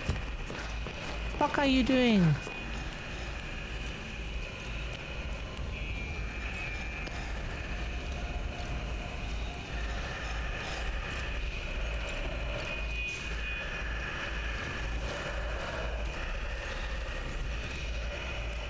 Jesus, are you... Ooh.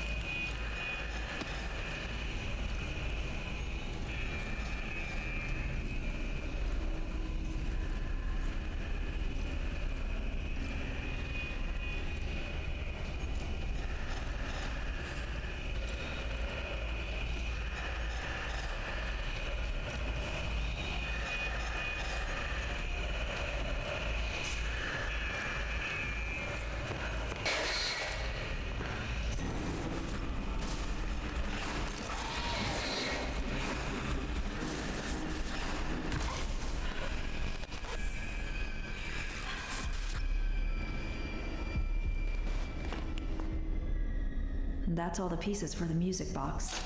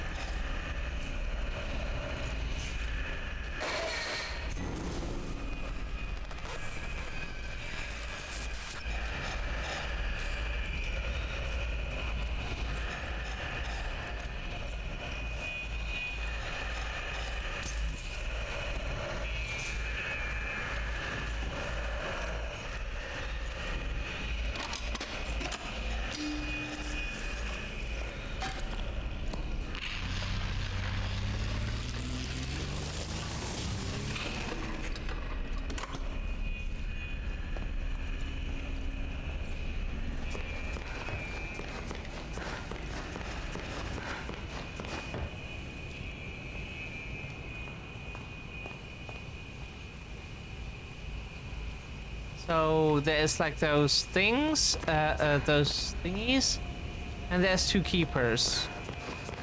That's why we need the distraction. Okay, now we get the music box and bring it to the workbench.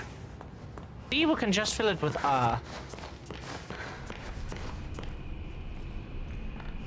instead of using... Yeah, is technically also a fail word, but that's one that we can accept. Yeah. We all have our speech problems, like language-wise or now I just need otherwise. to find a good place to put it.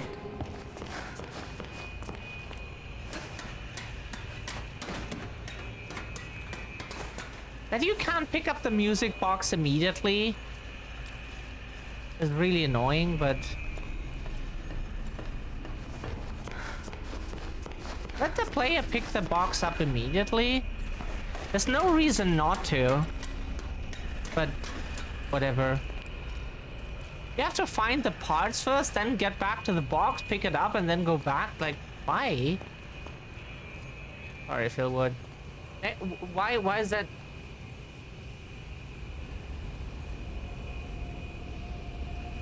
Do we have those constant sounds? Nothing is happening in chat. Where is it? Here goes nothing.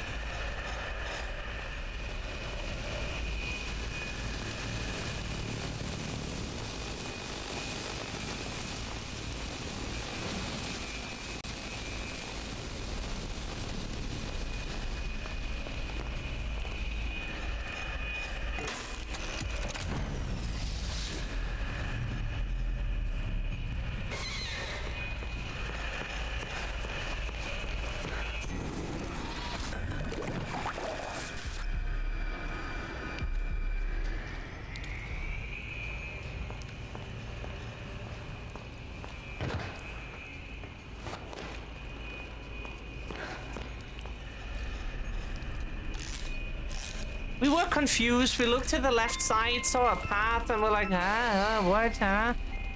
It's.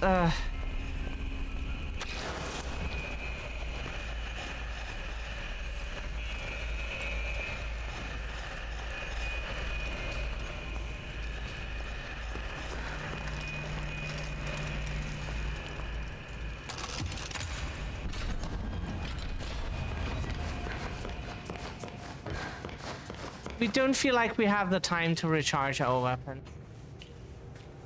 Not really.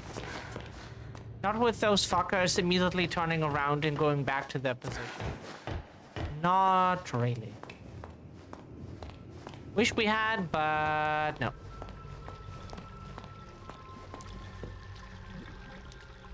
There you are, thank goodness.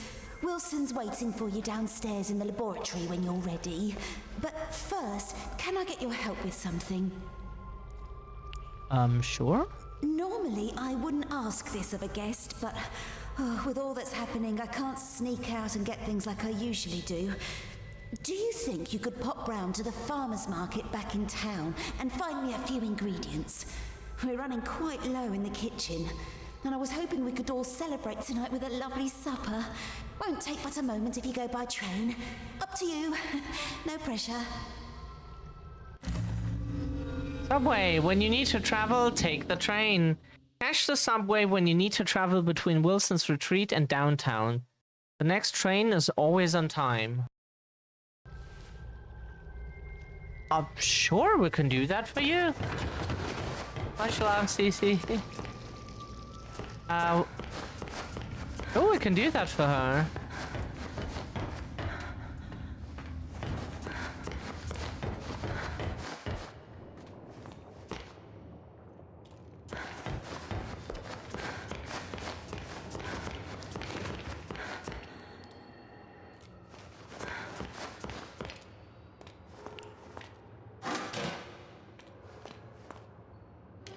It's so weird why we like really why we feel so at home in horror and everything. When something is sudden, it's still Please stay clear of the door. We're scanning. Audrey must point this.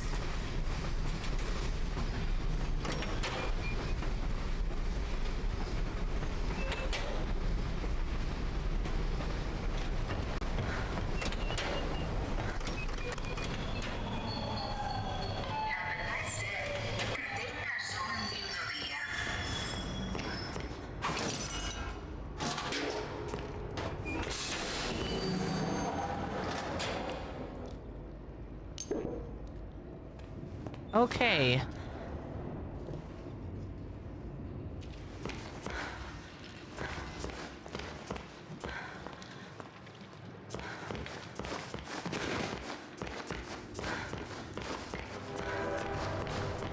So we need to go to the farmer's market. Look, gotcha. If we could just shoot you with a fucking bazooka, we would. That is more than appropriate at this point. Top groceries, fresh vegetables. It's not the farmer's market, but...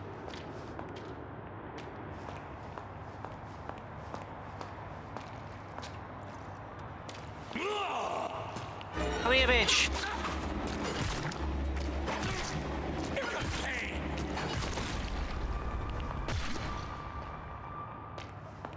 Gent battery.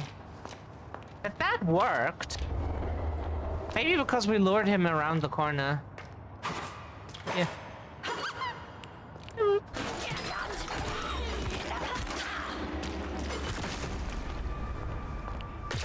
Bitch.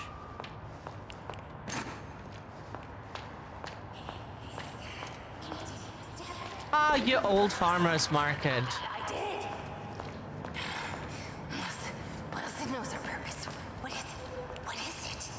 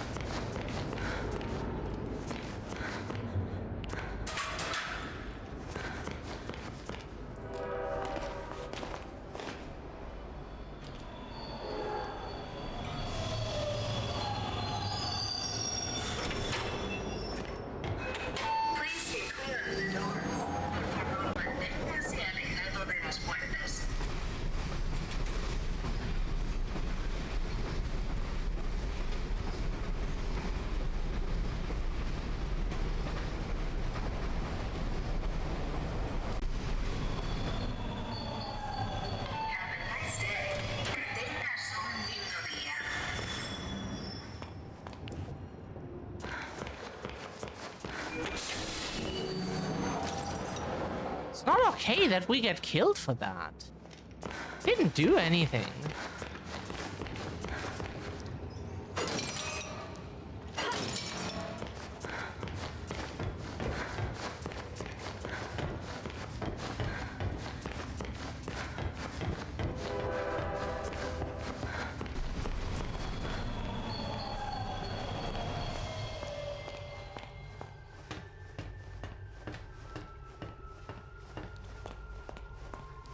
Of course he portrays himself as that.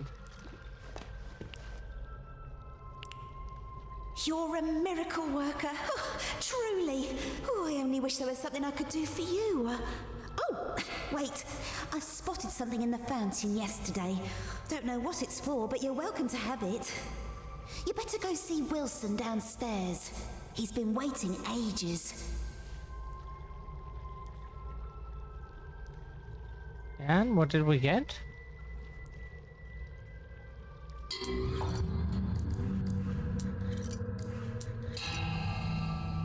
What did she give us? Is that bug this? Oh.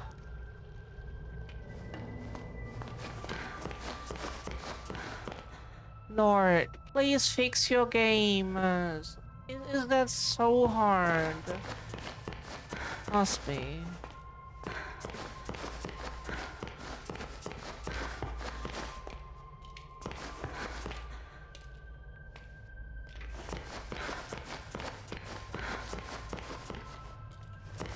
Library. We read laboratory somewhere here.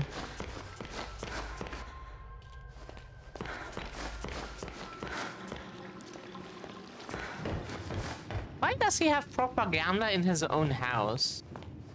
Do you like your propaganda signs with just a few words so much that you have to have them in your own house? Like if there was like any art on it or so, like the Soviet propaganda posters or so, I would say okay, but there is nothing on it. It's just text.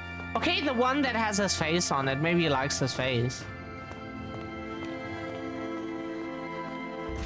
But that was not even hanging there. Ooh, are we farming gay energy?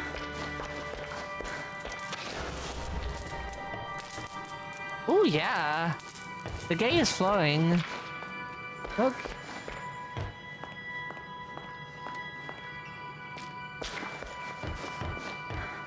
Hmm.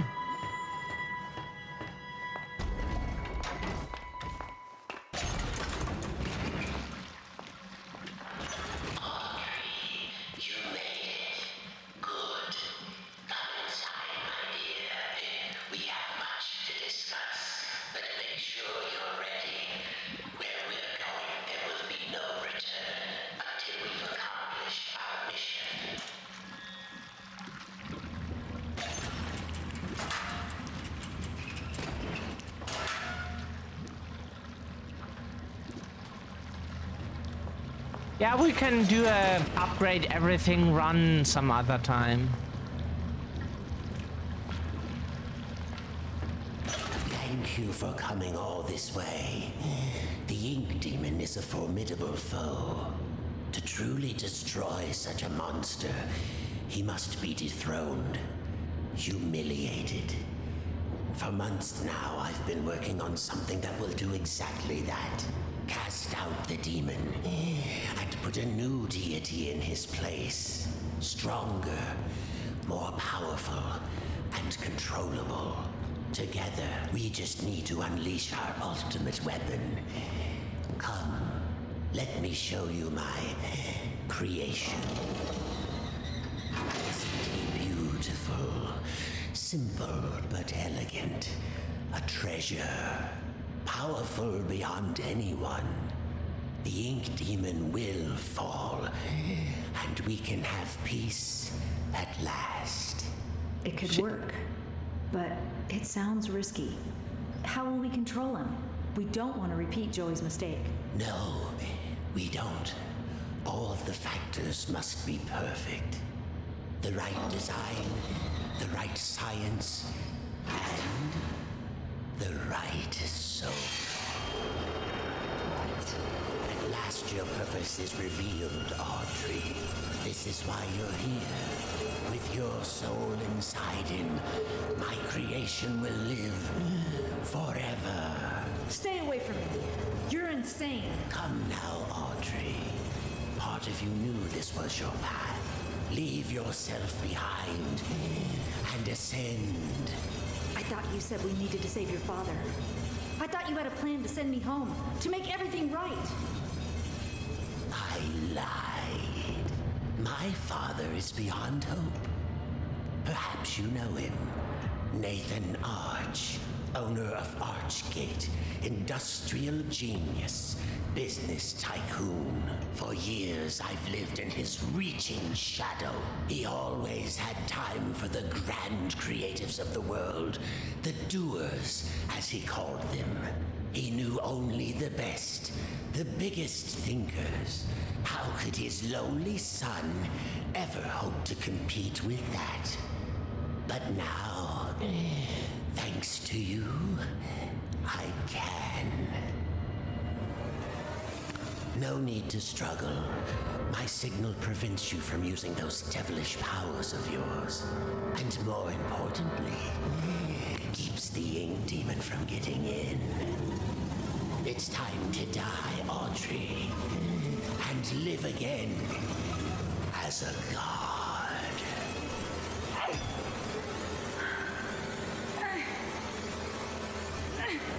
No, not this time.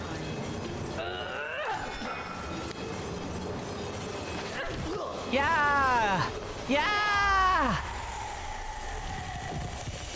Hey, we want to see that! No! Don't deny us the pleasure!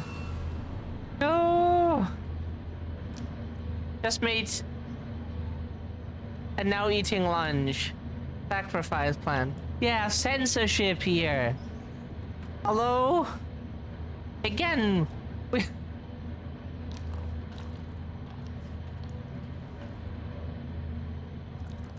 do not have like 80, between like 85 and like 90 points in sociopathy, so you deny us the pleasure of seeing him getting ripped apart.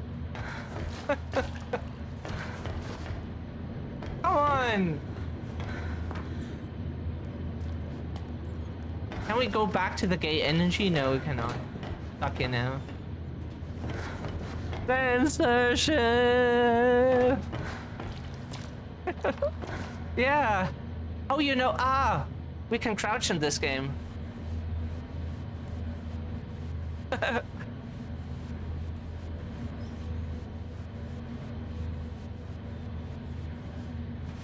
Okay. Object accepted.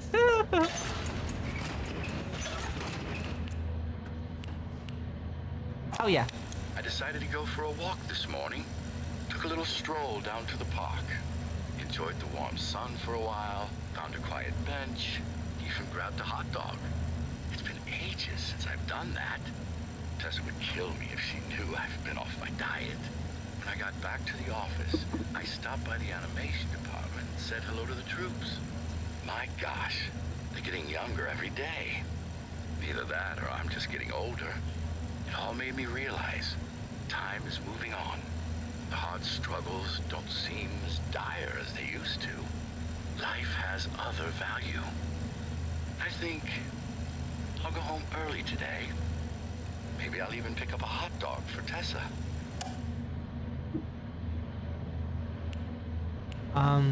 Oh. Oops.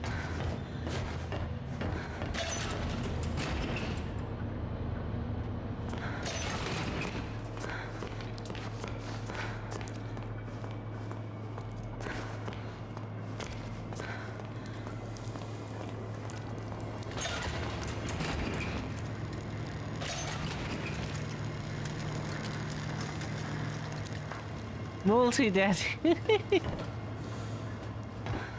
Birthed from the darkest shadows. It's time to ask the question.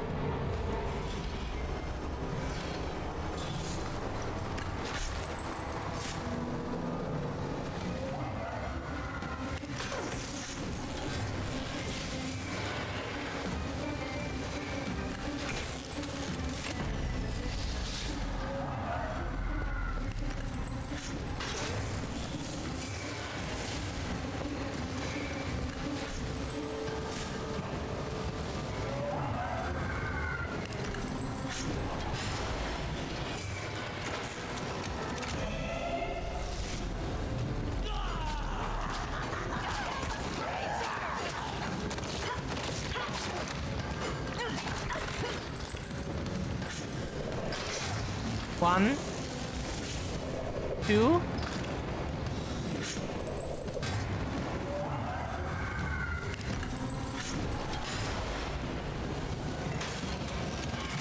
We have no idea. The roundhouse attack makes no fucking sense. 1, 2.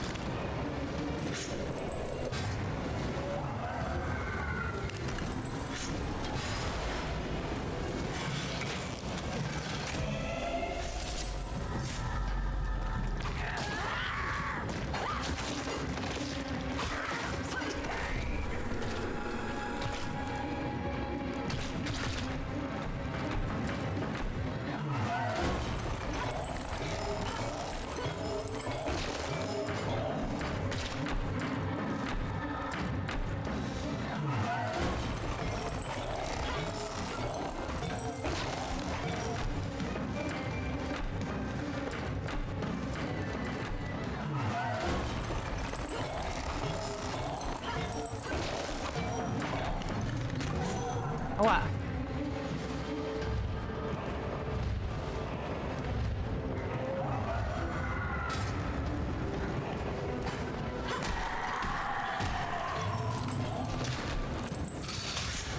Does he always throw that behind him?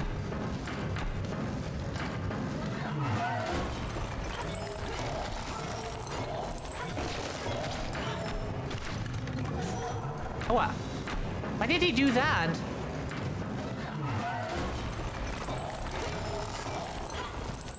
Oh, yeah.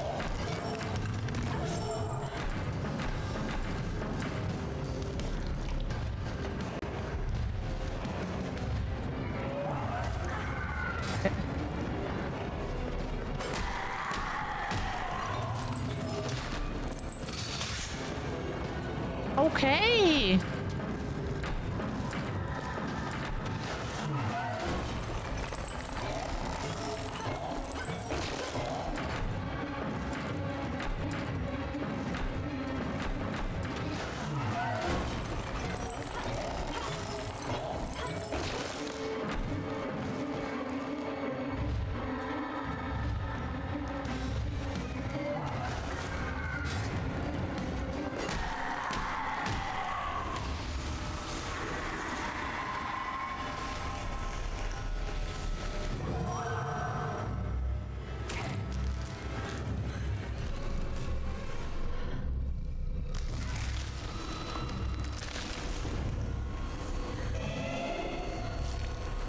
Oh, shit!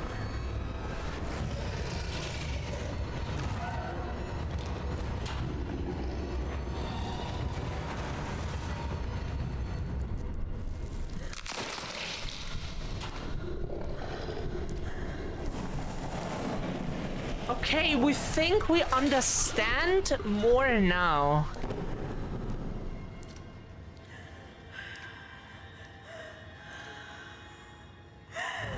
We think we understand more.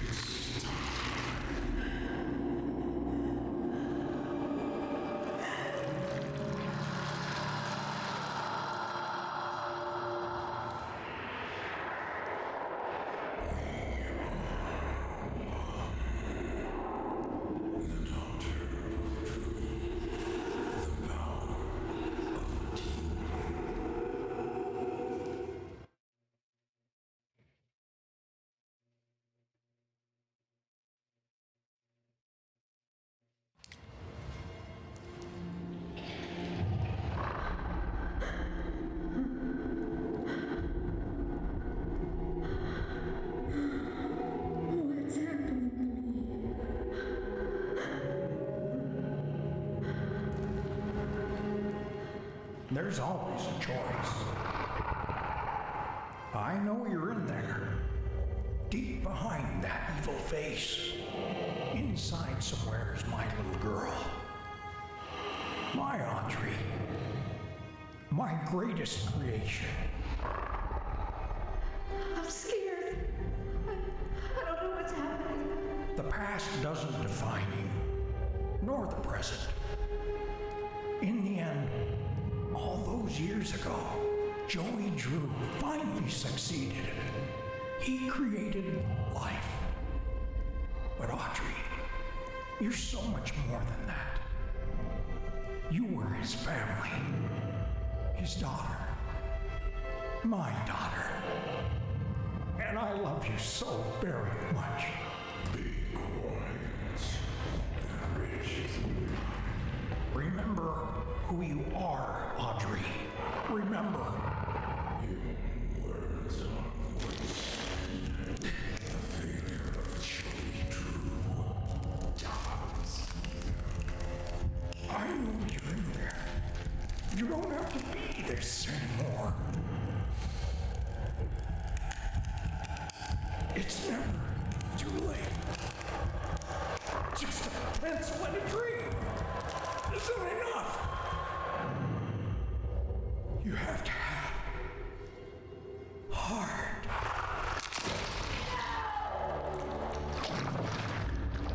The future is sealed.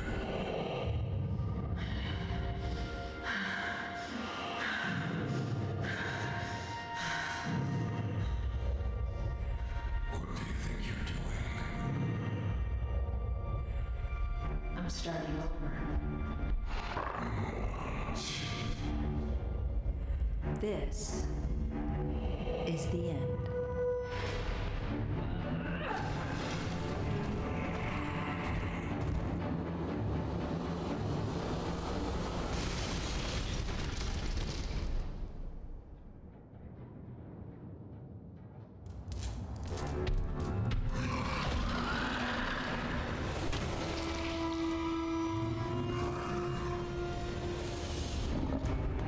Okay. Just stop. Watch me. You cannot find me. My eyes may destroy this creature. Here comes pain!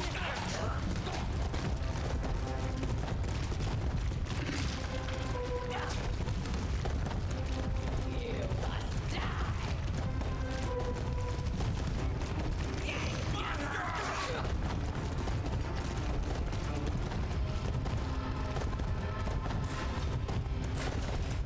Now we can control the ink demon. Oh. How many?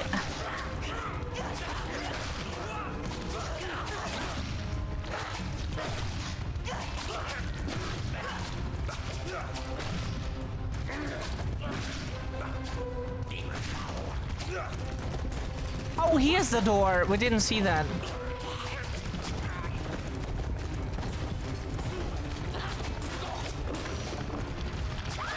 Yeah, we're stuck. We're stuck.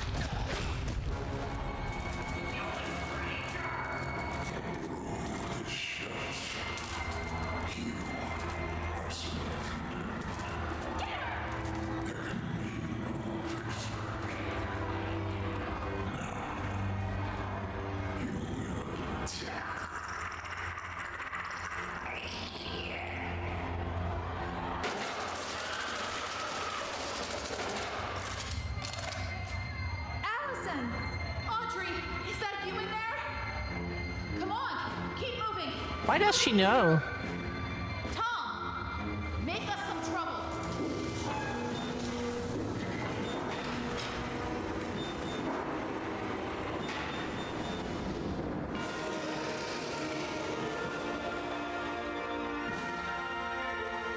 Audrey! Run!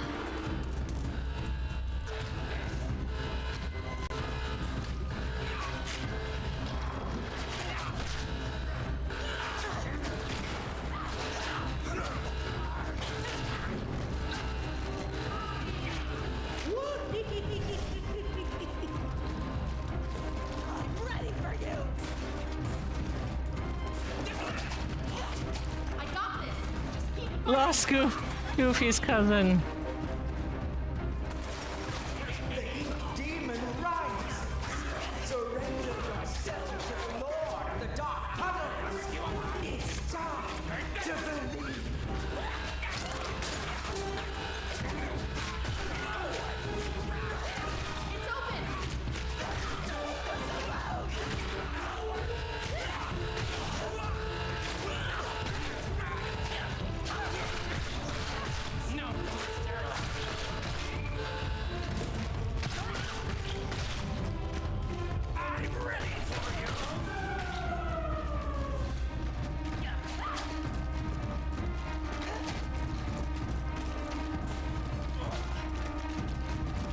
We like the right-click attack. Do this! Keep fighting!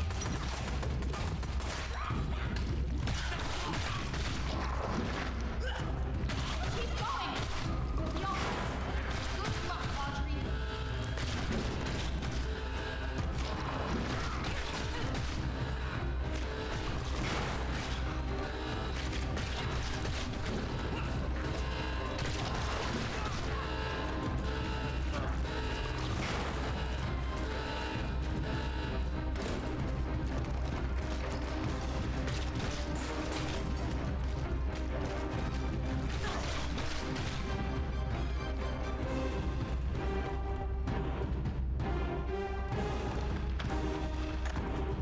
Dead end. Now what?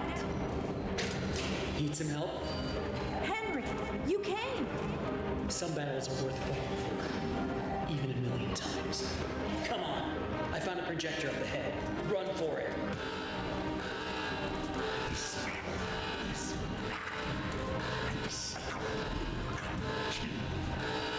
Well then, we'll just have to do better next time.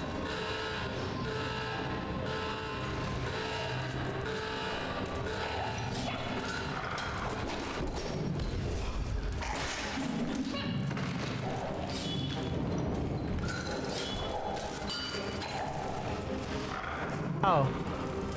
The end. We just have to click this thing.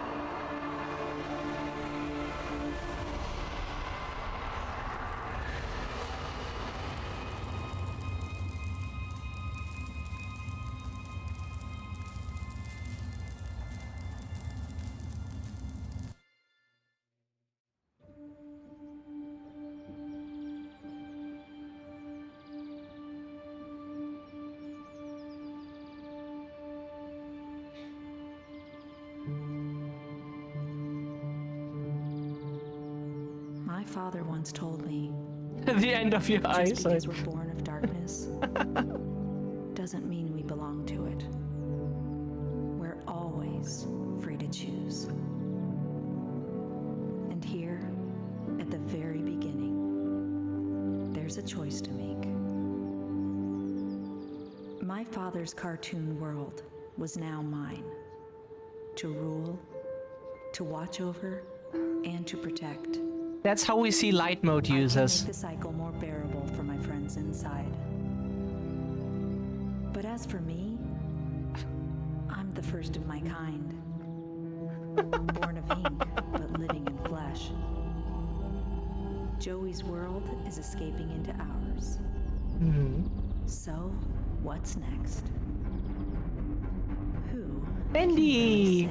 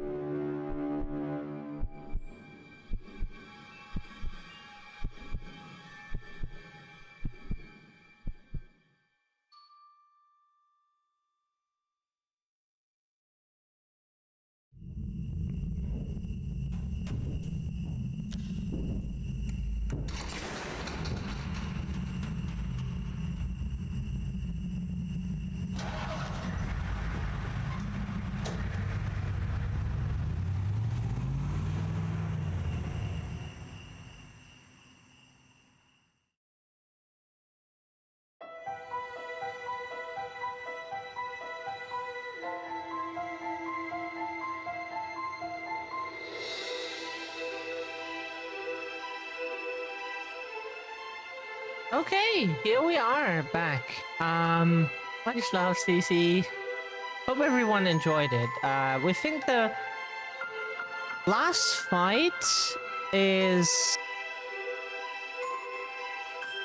It was just a bit stressful, and there were some other things that we would say should be changed that was not greatly designed.